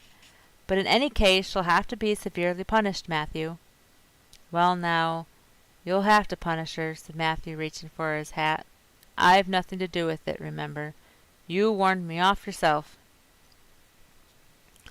Marilla felt deserted by everyone. She could not even go to Mrs. Lynde for advice. She went up to the east gable with a very serious face and left it with a face more serious still. Anne steadfastly refused to confess. She persisted in asserting that she had not taken the brooch. The child had evidently been crying, and Marilla felt a pang of pity, which she sternly repressed. By night she was, as she expressed it, beat out. "You'll stay in this room until you confess, Anne. You can make up your mind to that," she said firmly. "But the picnic is tomorrow, Marilla," cried Anne. "You won't keep me from going to that, will you? You'll just let me out for the afternoon, won't you? Then I'll stay here as long as you like afterwards, cheerfully. But I must go to the picnic." "You'll not go to picnics nor anywhere else until you've confessed, Anne." "Oh, Marilla!" gasped Anne. But Marilla had gone out and shut the door. Wednesday morning dawned as bright and fair as if expressly made to order for the picnic. Birds sang around Green Gables. The Madonna lilies in the garden set off whiffs of perfume that entered in on viewless winds at every door and window, and wandered through halls and rooms like spirits of benediction. The birches in the hollow waved joyful hands as if watching for Anne's usual morning greeting from the east gable. But Anne was not at her window. When Marilla took her breakfast up to her, she found the child sitting primly on her bed, pale and resolute, with tight-shut lips and gleaming eyes. "Marilla, I'm ready to confess." "Ah!" Marilla laid down her tray. Once again her method had succeeded, but her success was very bitter to her. "Let me hear what you have to say, Anne." "I took the amethyst brooch," said Anne, as if repeating a lesson she had learned. "I took it just as you said. I didn't mean to take it when I went in. But it did look so beautiful, Marilla, when I pinned it on my breast that I was overcome by an irresistible temptation. I imagined how perfectly thrilling it would be to take it to Idlewild and play as I was the Lady Cordelia Fitzgerald. It would be so much easier to imagine I was the Lady Cordelia if I had a real amethyst brooch on. Diana and I made necklaces of roseberries, but what are roseberries compared to amethysts? So I took the brooch. I thought I could put it back before you came home. I went all the way round by the road to lengthen out the time. When I was going over the bridge across the lake of shining waters, I took the brooch off to have another look at it. Oh, how it did shine in the sunlight! And then, when I was leaning over the bridge, it just slipped through my fingers, so, and went down, down, down, all purply sparkling, and sank forevermore beneath the lake of shining waters. And that's the best I can do at confessing, Marilla." Marilla felt hot anger surge up into her heart again. This child had taken and lost her treasured amethyst brooch, and now sat there calmly reciting the details thereof without the least apparent compunction or repentance. "Anne, this is terrible," she said, trying to speak calmly. "You are the very wickedest girl I ever heard of." "Yes, I suppose I am," agreed Anne tranquilly. "And I know I'll have to be punished. It'll be your duty to punish me, Marilla. Won't you please get it over right off, because I'd like to go to the picnic with nothing on my mind." "Picnic, indeed! You'll go to no picnic today, Anne Shirley. That shall be your punishment, and it isn't half severe enough either for what you've done." "Not go to the picnic!" Anne sprang to her feet and clutched Marilla's hand. "But you promised me I might. Oh, Marilla, I must go to the picnic. That was why I confessed. Punish me any way you like but that. Oh, Marilla, please, please, let me go to the picnic. Think of the ice cream. For anything you know, I may never have a chance to taste ice cream again." Marilla disengaged Anne's clinging hand stonily. "You needn't plead, Anne. You are not going to that picnic, and that's final. No, not a word." Anne realized that Marilla was not to be moved. She clasped her hands together, gave a piercing shriek, and then flung herself face downwards on the bed, crying and reading in an utter abandonment of disappointment and despair. "For land's sakes!" gasped Marilla, hastening from the room. "I believe the child is crazy. No child in her senses would behave as she does. If she isn't, she's utterly bad." Oh dear, I'm afraid Rachel was right from the first, but I've put my hand to the plow and I won't look back. That was a dismal morning. Marilla worked fiercely and scrubbed the porch floor and the dairy shelves when she could find nothing else to do. Neither the shelves nor the porch needed it, but Marilla did. Then she went out and raked the yard. When dinner was ready, she went to the stairs and called Anne. A tear-stained face appeared, looking tragically over the banisters. "Come down to your dinner, Anne." "I don't want any dinner, Marilla," said Anne sobbingly. Sorry, it was broken up between two spots on the page. Said Anne sobbingly. "I couldn't eat anything. My heart is broken. You will feel remorse of conscience some day, I expect, for breaking it, Marilla, but I forgive you. Remember when the time comes that I forgive you. But please don't ask me to eat anything, especially boiled pork and greens. Boiled pork and greens are so unromantic when one is in affliction." Exasperated, Marilla returned to the kitchen and poured out her tale of woe to Matthew, who, between his sense of justice and his unlawful sympathy with Anne, was a miserable man.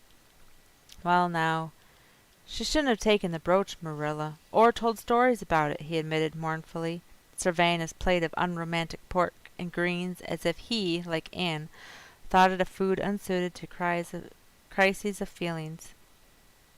"But she's such a little thing. Such an interesting little thing. Don't you think it's pretty rough not to let her go to the picnic when she's so set on it? Matthew Cuthbert, I'm amazed at you. I think I've let her off entirely too easy, and she doesn't appear to realize how wicked she's been at all. That's what worries me most. If she'd really felt sorry, it wouldn't be so bad, and you don't seem to realize it neither. You're making excuses for her all the time to yourself. I can see that." "Well now, she's such a little thing," feebly reiterated Matthew. "And there should be allowances made, Marilla. You know she's never had any bringing up." "Well, she's having it now," retorted Marilla. The retort silenced Matthew if it did not convince him. That dinner was a very dismal meal. The only cheerful thing about it was Jerry Buote, the hired boy, and Marilla resented his cheerfulness as a personal insult. When her dishes were washed and her bread sponge set and her hens fed, Marilla remembered that she had noticed a small rent in her best black lace shawl when she had taken it off on Monday afternoon on returning from the Ladies' Aid. She would go and mend it. The shawl was in a box in her trunk. As Marilla lifted it out, the sun falling through the vines that clustered thickly about the window struck upon something caught in the shawl, something that glittered and sparkled in facets of violet light. Marilla snatched at it with a gasp. It was the amethyst brooch, hanging to a thread of the lace by its catch. "Dear life and heart," said Marilla blankly, "what does that mean? Here's my brooch safe and sound that I thought was at the bottom of Barry's pond. Whatever did that girl mean by saying she took it and lost it? I declare I believe Green Gables is bewitched. I remember now that when I took off my shawl Monday afternoon, I laid it on the bureau for a minute. I suppose the brooch got caught in it somehow. Well!" Marilla betook herself to the east gable, brooch in hand. Anne had cried herself out and was sitting dejectedly by the window. "Anne Shirley," said Marilla solemnly, "I've just found my brooch hanging to my black lace shawl. Now I want to know what that rigmarole was you told me this morning meant." "Why, you said you'd keep me here until I confessed," returned Anne wearily, "and so I decided to confess, because I was bound to get to the picnic. I thought out a confession last night after I went to bed and made it as interesting as I could, and I said it over and over so that I wouldn't forget it. But you wouldn't let me go to the picnic after all, so all my trouble was wasted."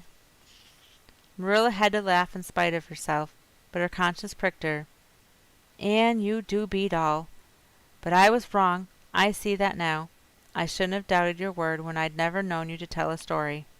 Of course it wasn't right for you to confess to a thing you hadn't done. It was very wrong to do so. But I drove you to do it, so if you'll forgive me, Anne, I'll forgive you and we'll start square again. And now get yourself ready for the picnic." Anne flew up like a rocket. "Oh, Marilla, Isn't it too late?" "No, it's only 2 o'clock. They won't be more than well gathered yet, and it'll be an hour before they have tea. Wash your face and comb your hair and put on your gingham. I filled a basket for you. There's plenty of stuff baked in the house, and I'll get Jerry to hitch up the sorrel and drive you down to the picnic ground." "Oh, Marilla!" exclaimed Anne, flying to the washstand. "5 minutes ago I was so miserable I was wishing I had never been born, and now I wouldn't change places with an angel." That night a thoroughly happy, completely tired out Anne returned to Green Gables in a state of beatification impossible to describe. "Oh, Marilla, I had a perfectly scrumptious time. Scrumptious is a new word I learned today. I heard Mary Alice Bell use it. Isn't it very expressive? Everything was lovely. We had a splendid tea, and then Mr. Harmon Andrews took us all for a row on the Lake of Shining Waters, 6 of us at a time. Jane Andrews nearly fell overboard. She was leaning out to pick water lilies, and if Mr. Andrews hadn't caught her by her sash just in the nick of time, she'd have fallen in and probably been drowned. I wish it had been me. It would have been such a romantic experience to have been nearly drowned. It would be such a thrilling tale to tell. And we had the ice cream. Words fail me to describe that ice cream, Marilla. I assure you it was sublime." That evening Marilla told the whole story to Matthew over her stocking basket. "I'm willing to own up that I made a mistake," she concluded candidly. "But I've learned a lesson. I have to laugh when I think of Anne's confession, although I suppose I shouldn't, for it really was a falsehood. But it doesn't seem as bad as the other would have been. Somehow and anyhow I'm responsible for it. The child is hard to understand in some respects, but I believe she'll turn out all right yet. There's one thing certain, no house will ever be dull that she's in."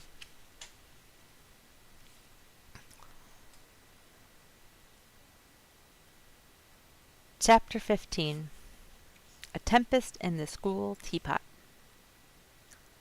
"What a splendid day," said Anne, drawing a long breath. "Isn't it good just to be alive on a day like this? I pity the people who aren't born yet for missing it. They may have good days, of course, but they can never have this one. And it's splendider still to have such a lovely way to go to school by, isn't it?"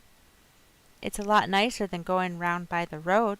That is so dusty and hot," said Diana practically, peeping into her dinner basket and mentally calculating if the 3 juicy, toothsome raspberry tarts reposing there were divided among 10 girls, how many bites each girl would have. The little girls of Avonlea School always pooled their lunches, and to eat 3 raspberry tarts all alone, or even to share them only with one's best chum, would have forever and ever branded as awful mean the girl who did it.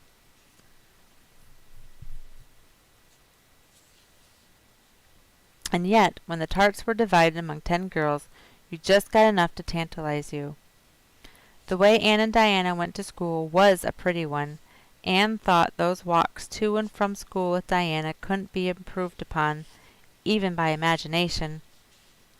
Going round by the main road would have been so unromantic, but to go by Lover's Lane and Willowmere and Violet Vale and the Birch Path was romantic, if ever anything was. Lover's Lane opened out below the orchard at Green Gables and stretched far up into the woods to the end of the Cuthbert farm. It was the way by which the cows were taken to the back pasture and the wood hauled home in winter. Anne had named it Lover's Lane before she had been a month at Green Gables. "Not that lovers ever really walk there," she explained to Marilla, "but Diana and I are reading a perfectly magnificent book, and there's a Lover's Lane in it, so we want to have one too. And it's a very pretty name, don't you think? So romantic. We can imagine the lovers into it, you know.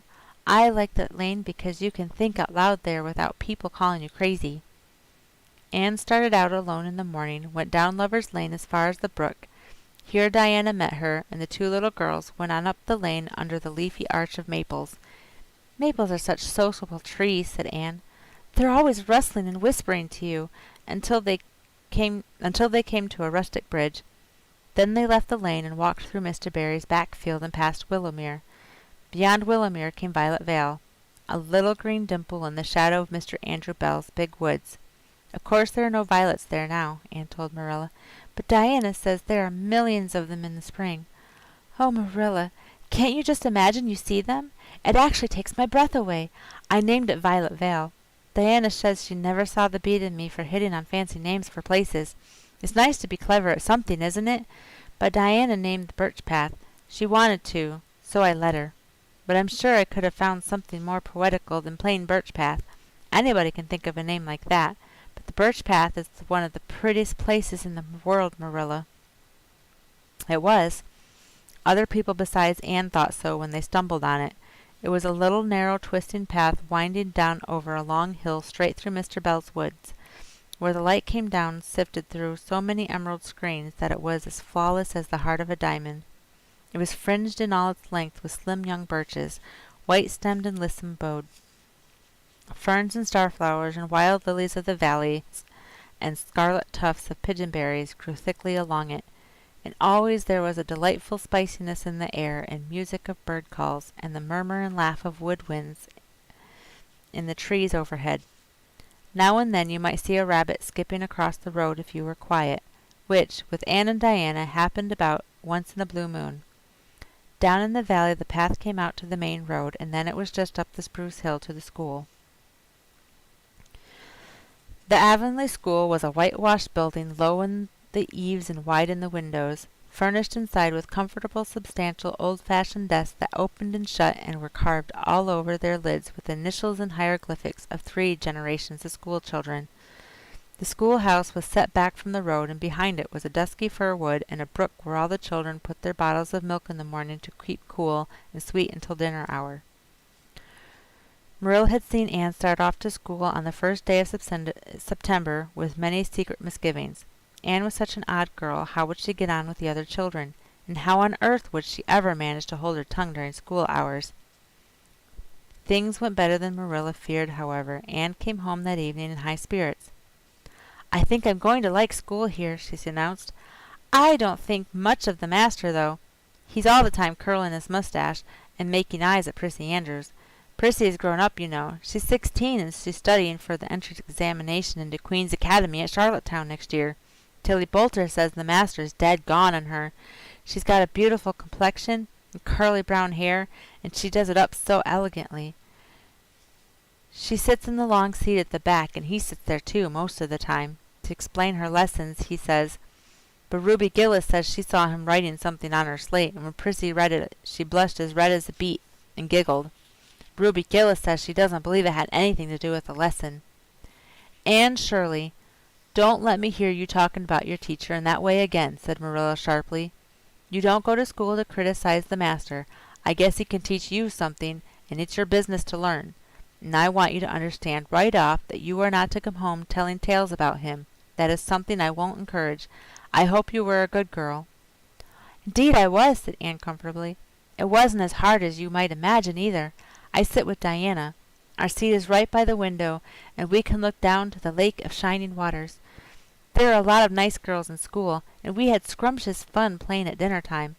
It's so nice to have a lot of little girls to play with, but of course I like Diana best, and always will. I adore Diana. I'm dreadfully far behind the others. They're all in the 5th book, and I'm only in the 4th. I feel that it's kind of a disgrace because there's not one of them that has such an imagination as I have, and I soon found that out.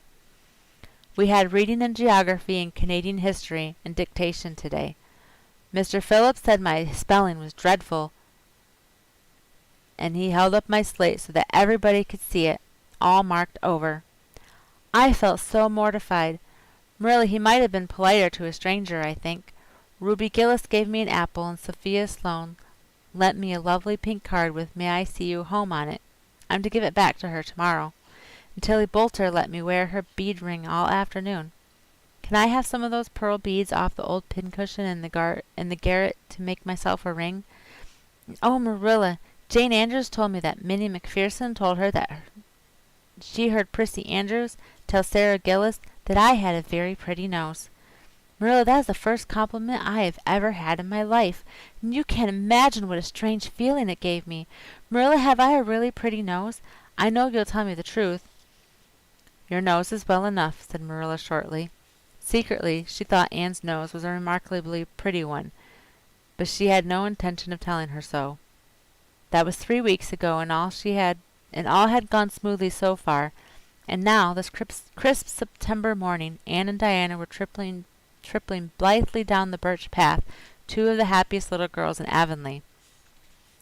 "I guess Gilbert Blythe will be in school today," said Diana. "He's been visiting his cousins over in New Brunswick all summer, and he only came home Saturday night. He's awfully handsome, Anne. He teases the girls something terrible. He just torments our lives out." Diana's voice indicated that she rather liked having her life tormented out than not. "Gilbert Blythe?" said Anne. "Isn't it his name that's written up on the porch wall with Julia Bell's and a big 'Take Notice' over them?" "Yes," said Diana, tossing her head, "but I'm sure he doesn't like Julia Bell so very much. I've heard him say he studied the multiplication table by her freckles." "Oh, don't speak to me about freckles," implored Anne. "It isn't delicate when I've got so many. But I do think that writing 'take notices' up on the wall about the boys and girls is the silliest ever. I should just like to see anybody dare to write my name up with any boys. Not, of course," she hastened to add, "that anybody would." Anne sighed. She didn't want her name written up, but it was a little humiliating to know that there was no danger of it. "Nonsense," said Diana, whose black eyes and glossy tresses had played such havoc with the hearts of Avonlea schoolboys that her name figured on the porch walls in half a dozen take notices. "It's only meant as a joke, and don't you be too sure your name won't ever be up there. Charlie Sloane is dead gone on you. He told his mother, mind you, that you were the smartest girl in school. That's better than being good looking." "No, it isn't," said Anne, feminine to the core. "I'd rather be pretty than clever, and I hate Charlie Sloane. I can't bear a boy with goggle eyes. If anyone wrote my name up with his, I'd never get over it, Diana Barry. But it is nice to keep head of your class." "You'll have Gilbert in your class after this," said Diana, "and he's used to being head of his class, I can tell you. He's only in the 4th book, although he's nearly 14. 4 years ago his father was sick and had to go out to Alberta for his health, and Gilbert went with him. They were there 3 years, and Gil didn't go to school hardly any until they came back. You won't find it so easy to keep head after this, Anne." "I'm glad," said Anne quickly. "I couldn't really feel proud of keeping head of little boys and girls of just 9 or 10. I got up yesterday spelling ebullition. Josie Pye was head, and mind you, she peeped in her book. Mr. Phillips didn't see her. He was looking at Prissy Andrews. But I did. I just swept her a look of freezing scorn, and she got as red as a beet and spelled it wrong after all." "Those Pye girls are all cheats all around," said Diana indignantly, as they climbed the fence of the main road. "Gertie Pye actually went and put her milk bottle in my place in the brook yesterday. Did you ever? I don't speak to her now." When Mr. Phillips was in the back of the room, hearing Prissy Andrews' Latin, Diana whispered to Anne, "That's Gilbert Blythe sitting right across the aisle from you, Anne. Just look at him and see if you don't think he's handsome." Anne looked accordingly. She had a good chance to do so, for the said Gilbert Blythe was absorbed in stealthily pinning the long yellow braid of Ruby Gillis, who sat in front of him, to the back of her seat. He was a tall boy with curly brown hair, roguish hazel eyes, and a mouth twisted into a teasing smile. Presently Ruby Gillis started up to take a sum to the master. She fell back into her seat with a little shriek, believing that her hair was pulled out by the roots. Everybody looked at her, and Mr. Phillips glared so sternly that Ruby began to cry. Gilbert had whisked the pin out of sight and was studying his history with the soberest face in the world. But when the commotion subsided, he looked at Anne and winked with inexpressible drollery. "I think your Gilbert Blythe is handsome," confided Anne to Diana. "But I think he's very bold. It isn't good manners to wink at a strange girl." But it was not until the afternoon that things really began to happen. Mr. Phillips was back in the corner explaining a problem in algebra to Prissy Andrews, and the rest of the scholars were doing pretty much as they pleased, eating green apples, whispering, drawing pictures on their slates, and driving crickets, harnessed to strings, up and down the aisle. Gilbert Blythe was trying to make Anne Shirley look at him, and failing utterly, because Anne was at that moment totally oblivious, not only of the very existence of Gilbert Blythe, but of every other scholar in Avonlea School and of Avonlea School itself. With her chin propped on her hands and her eyes fixed on the blue glimpse of the lake of shining waters that the west window afforded, she was far away in a gorgeous dreamland, hearing and seeing nothing save her own wonderful visions. Gilbert Blythe wasn't used to putting himself out to make a girl look at him, and meeting with failure. She should look at him, that red-haired Shirley girl, with the little pointed chin and the big eyes that weren't like the eyes of any other girl in Avonlea School. Gilbert reached across the aisle, picked up the end of Anne's long red braid, held it out at arm's length, and said in a piercing whisper, "Carrots! Carrots!" Then Anne looked at him with a vengeance. She did more than look. She sprang to her feet, her bright fancies fallen into cureless ruin. She flashed one indignant glance at Gilbert from eyes whose angry sparkle was swiftly quenched in equally angry tears. "You mean, hateful boy!" she exclaimed passionately. "How dare you!" And then, thwack! Anne had brought her slate down on Gilbert's head and cracked it. Slate, not head, clear across. Avonlea School always enjoyed a good scene. This was an especially enjoyable one. Everybody said, "Oh!" in horrified delight. Diana gasped. Ruby Gillis, who was inclined to be hysterical, began to cry. Tommy Sloane let his team of crickets escape him altogether while he stared open-mouthed at the tableau. Mr. Phillips stalked down the aisle and laid his hand heavily on Anne's shoulder. "Anne Shirley, what does this mean?" he said angrily. Anne returned no answer. It was asking too much of flesh and blood to expect her to tell before the whole school that she had been called Carrots. Gilbert it was who spoke up stoutly. "It was my fault, Mr. Phillips. I teased her." Mr. Phillips paid no heed to Gilbert. "I am sorry to see a pupil of mine displaying such temper and such a vindictive spirit," he said in a solemn tone, as if the mere fact of being a pupil of his ought to root out all evil passions from the hearts of small imperfect mortals. "Anne, go and stand on the platform in front of the blackboard for the rest of the afternoon." Anne would have infinitely preferred a whipping to this punishment, under which her sensitive spirit quivered as from a whiplash. With a white, set face she obeyed. Mr. Phillips took a chalk crayon and wrote on the blackboard above her head, "Anne Shirley has a very bad temper. Anne Shirley must learn to control her temper," and then read it out loud so that even the primer class who couldn't read writing should understand it. Anne stood there the rest of the afternoon with that legend above her. She did not cry or hang her head. Anger was still too hot in her heart for that, and it sustained her amid all her agony of humiliation. With resentful eyes and passionate red cheeks, she confronted alike Diana's sympathetic gaze and Charlie Sloane's indignant nods and Josie Pye's malicious smiles. As for Gilbert Blythe, she would not even look at him. She would never look at him again. She would never speak to him. When school was dismissed, Anne marched out with her red head held high. Gilbert Blythe tried to intercept her at the porch door. "I'm awfully sorry I made fun of your hair, Anne," he whispered contritely. "Honest I am. Don't be mad for keeps now." Anne swept by disdainfully without look or sign of hearing. "Oh, Anne, how could you?" breathed Diana as they went down the road, half reproachfully, half admiringly.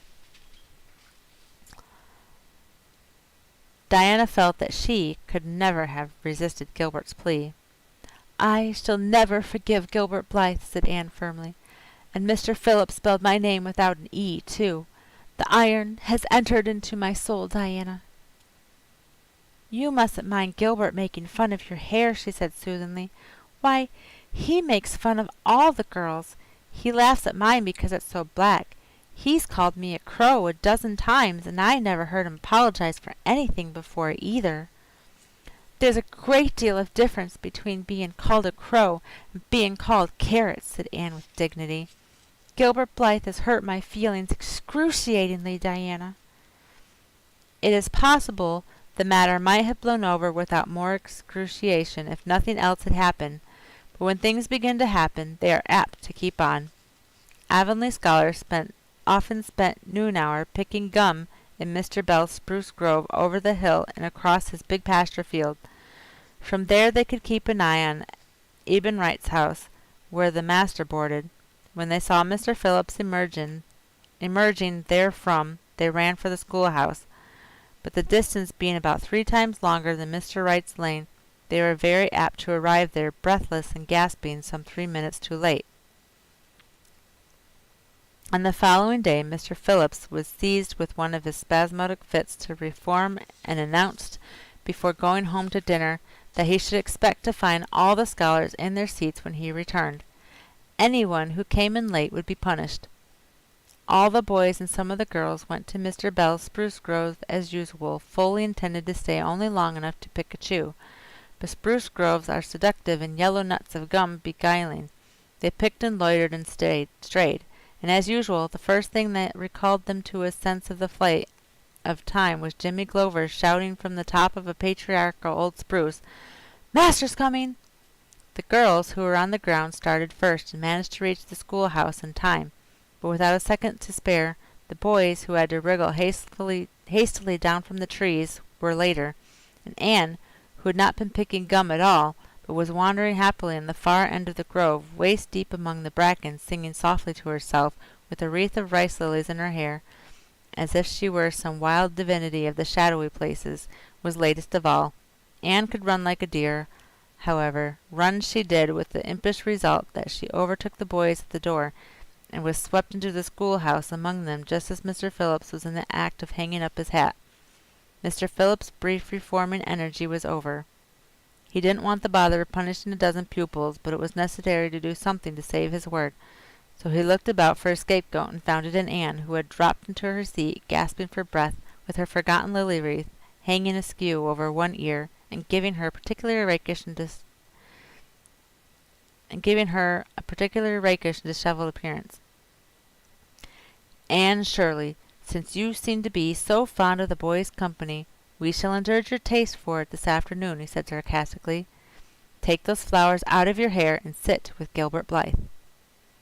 The other boys snickered. Diana, turning pale with pity, plucked the wreath from Anne's hair and squeezed her hand. Anne stared at the master as if turned to stone. "Did you hear what I said, Anne?" queried Mr. Phillips sternly. "Yes, sir," said Anne slowly, "but I didn't suppose you really meant it." "I assure you I did." Still the sarcastic inflection which all the children, and Anne especially, hated. It flicked on the raw. "Obey me at once." For a moment Anne looked as if she meant to disobey. Then, realizing that there was no help for it, she rose haughtily, stepped across the aisle, sat down beside Gilbert Blythe, and buried her face in her arms in the desk. Ruby Gillis, who got a glimpse of it as it went down, told the others going home from school that she'd actually never seen anything like it. It was so white, with awful little red spots in it. To Anne, this was as the end of all things. It was bad enough to be singled out for punishment from among a dozen equally guilty ones. It was worse still to be sent to sit with a boy. But that boy should be Gilbert Blythe was heaping insult on injury to a degree utterly unbearable. Anne felt that she could not bear it, and it would be of no use to try. Her whole being seethed with shame and anger and humiliation. At first the other scholars looked and whispered and giggled and nudged, but as Anne never lifted her head, and as Gilbert worked fractions as if his whole soul was absorbed in them, and them only, they soon returned to their own tasks, and Anne was forgotten. When Mr. Phillips called the history class out, Anne should have gone, but Anne did not move, and Mr. Phillips, who had been writing some verses to Priscilla before he called the class, was thinking about an obstinate rhyme still and never missed her. Once, when nobody was looking, Gilbert took from his desk a little pink candy heart with a gold motto on it, "You are sweet," and slipped it under the curve of Anne's arm. Whereupon Anne arose, took the pink heart gingerly between the tips of her fingers, dropped it on the floor, ground it to powder beneath her heel, and resumed her position, without deigning to bestow a glance on Gilbert. When school went out, Anne marched to her desk ostentatiously, took out everything therein, books and writing tablet, pen and ink, testament and arithmetic, and piled them neatly on her cracked slate. "What are you taking all those things home for, Anne?" Diana wanted to know as soon as they were on the road. She had not dared to ask the question before. "I am not coming back to school any more," said Anne. Diana gasped and stared at Anne to see if she meant it. "Will Marilla let you stay home?" she asked. "She'll have to," said Anne. "I'll never go to school to that man again." "Oh, Anne," Diana looked as if she were ready to cry. "I do think you're mean. What shall I do? Mr. Phillips will make me sit with that horrid Gertie Pye. I know he will, because she is sitting alone. Do come back, Anne." "I'd do almost anything in the world for you, Diana," said Anne sadly. "I'd let myself be torn limb from limb if it would do you any good. But I can't do this, so please don't ask it. You harrow upon my very soul." "Just think of all the fun you'll miss," mourned Diana. "We are going to build the loveliest new house down by the brook, and we'll be playing ball next week. And you've never played ball, Anne. It's tremendously exciting, and we're going to learn a new song. Jane Andrews is practicing it up now. Alice Andrews is going to bring a new pansy book next week. We're all going to read it out loud, chapter about, down by the brook. And you know you're so fond of reading out loud, Anne." Nothing moved Anne in the least. Her mind was made up. She would not go to school to Mr. Phillips again. She told Marilla so when she got home. "Nonsense," said Marilla.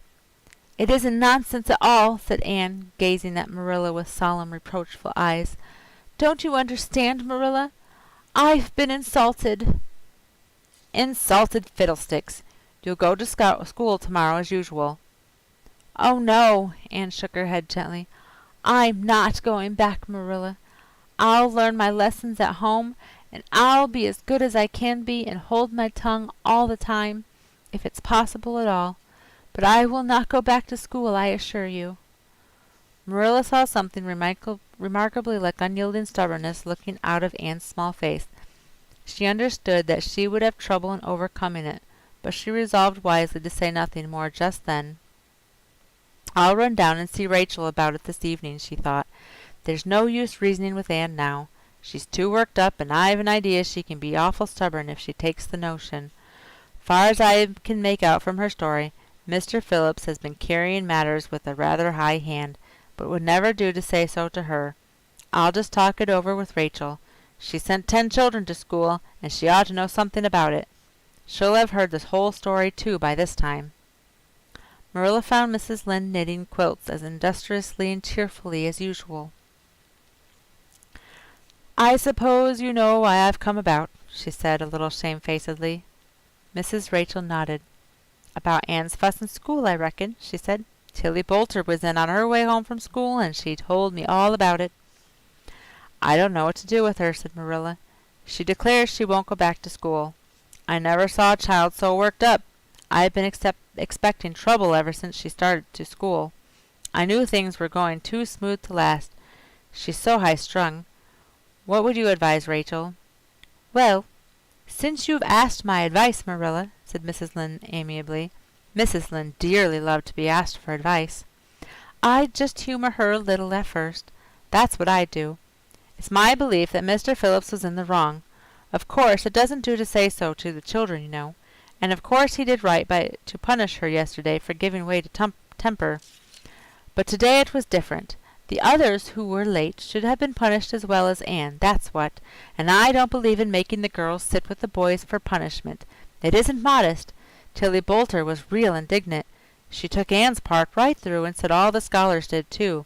Anne seems real popular among them somehow. I never thought she'd take with them so well." "Then you really think I'd better let her stay home," said Marilla in amazement. "Yes, that is, I wouldn't say school to her again until she said it herself. Depend upon it, Marilla, she'll cool off in a week or so and be ready enough to go back of her own accord, that's what.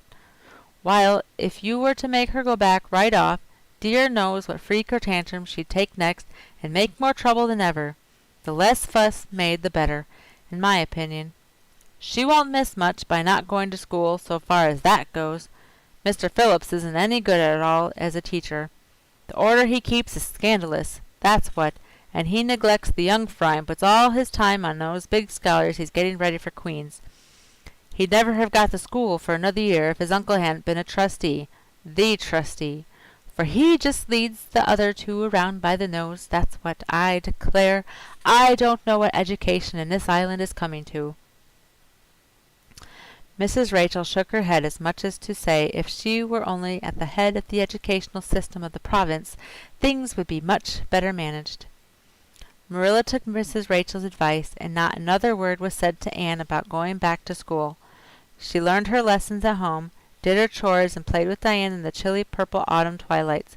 But when she met Gilbert Blythe on the road or encountered him in Sunday school, she passed him by with an icy contempt that was no whit thawed by his evident desire to appease her. Even Diana's efforts as a peacemaker were of no avail. Anne had evidently made up her mind to hate Gilbert Blythe to the end of life. As much as she hated Gilbert, however, she did love Diana, with all the love of her passionate little heart, equally intense in its likes and dislikes. One evening Marilla was coming in from the orchard with a basket of apples, found Anne sitting alone by the east window in the twilight, crying bitterly. "Whatever's the matter now, Anne?" she asked. "It's about Diana," sobbed Anne luxuriously. "I love Diana so, Marilla. I cannot ever live without her. But I know very well when we grow up that Diana will get married and go away and leave me. No, what shall I do? I hate her husband. I just hate him furiously. I've been imagining it all out. The wedding and everything. Diana dressed in snowy garments, with a veil, and looking as beautiful and regal as a queen, and me the bridesmaid, with a lovely dress too, and puffed sleeves, but with a breaking heart hid beneath my smiling face, and then bidding Diana good-bye." Here Anne broke down entirely and wept with increasing bitterness. Marilla turned quickly away to hide her twitching face, but it was no use. She collapsed on the nearest chair and burst into such a hearty and unusual peal of laughter that Matthew, crossing the yard outside, halted in amazement. When had he heard Marilla laugh like that before? "Well, Anne Shirley," said Marilla as soon as she could speak, "if you must borrow trouble, for pity's sake borrow it handier home. I should think you had an imagination, sure enough." Okay, it is 9 o'clock. I think I am done. My voice is about to give out. But we will continue, Anne. We're almost halfway through. We're getting pretty close. We're almost halfway through. We'll continue this again next Tuesday. Again, join me this Saturday, 5 p.m. Central Standard Time, for an introduction to the Mapmaker Chronicles. We'll read the first 2 or 3 chapters depending on time and how I get through it. But just remember, Saturday, 5 p.m. Central. Join me for more reading. Thank you. Have a blessed day and enjoy books and spread books. And don't forget to read to your friends, children, and loved ones.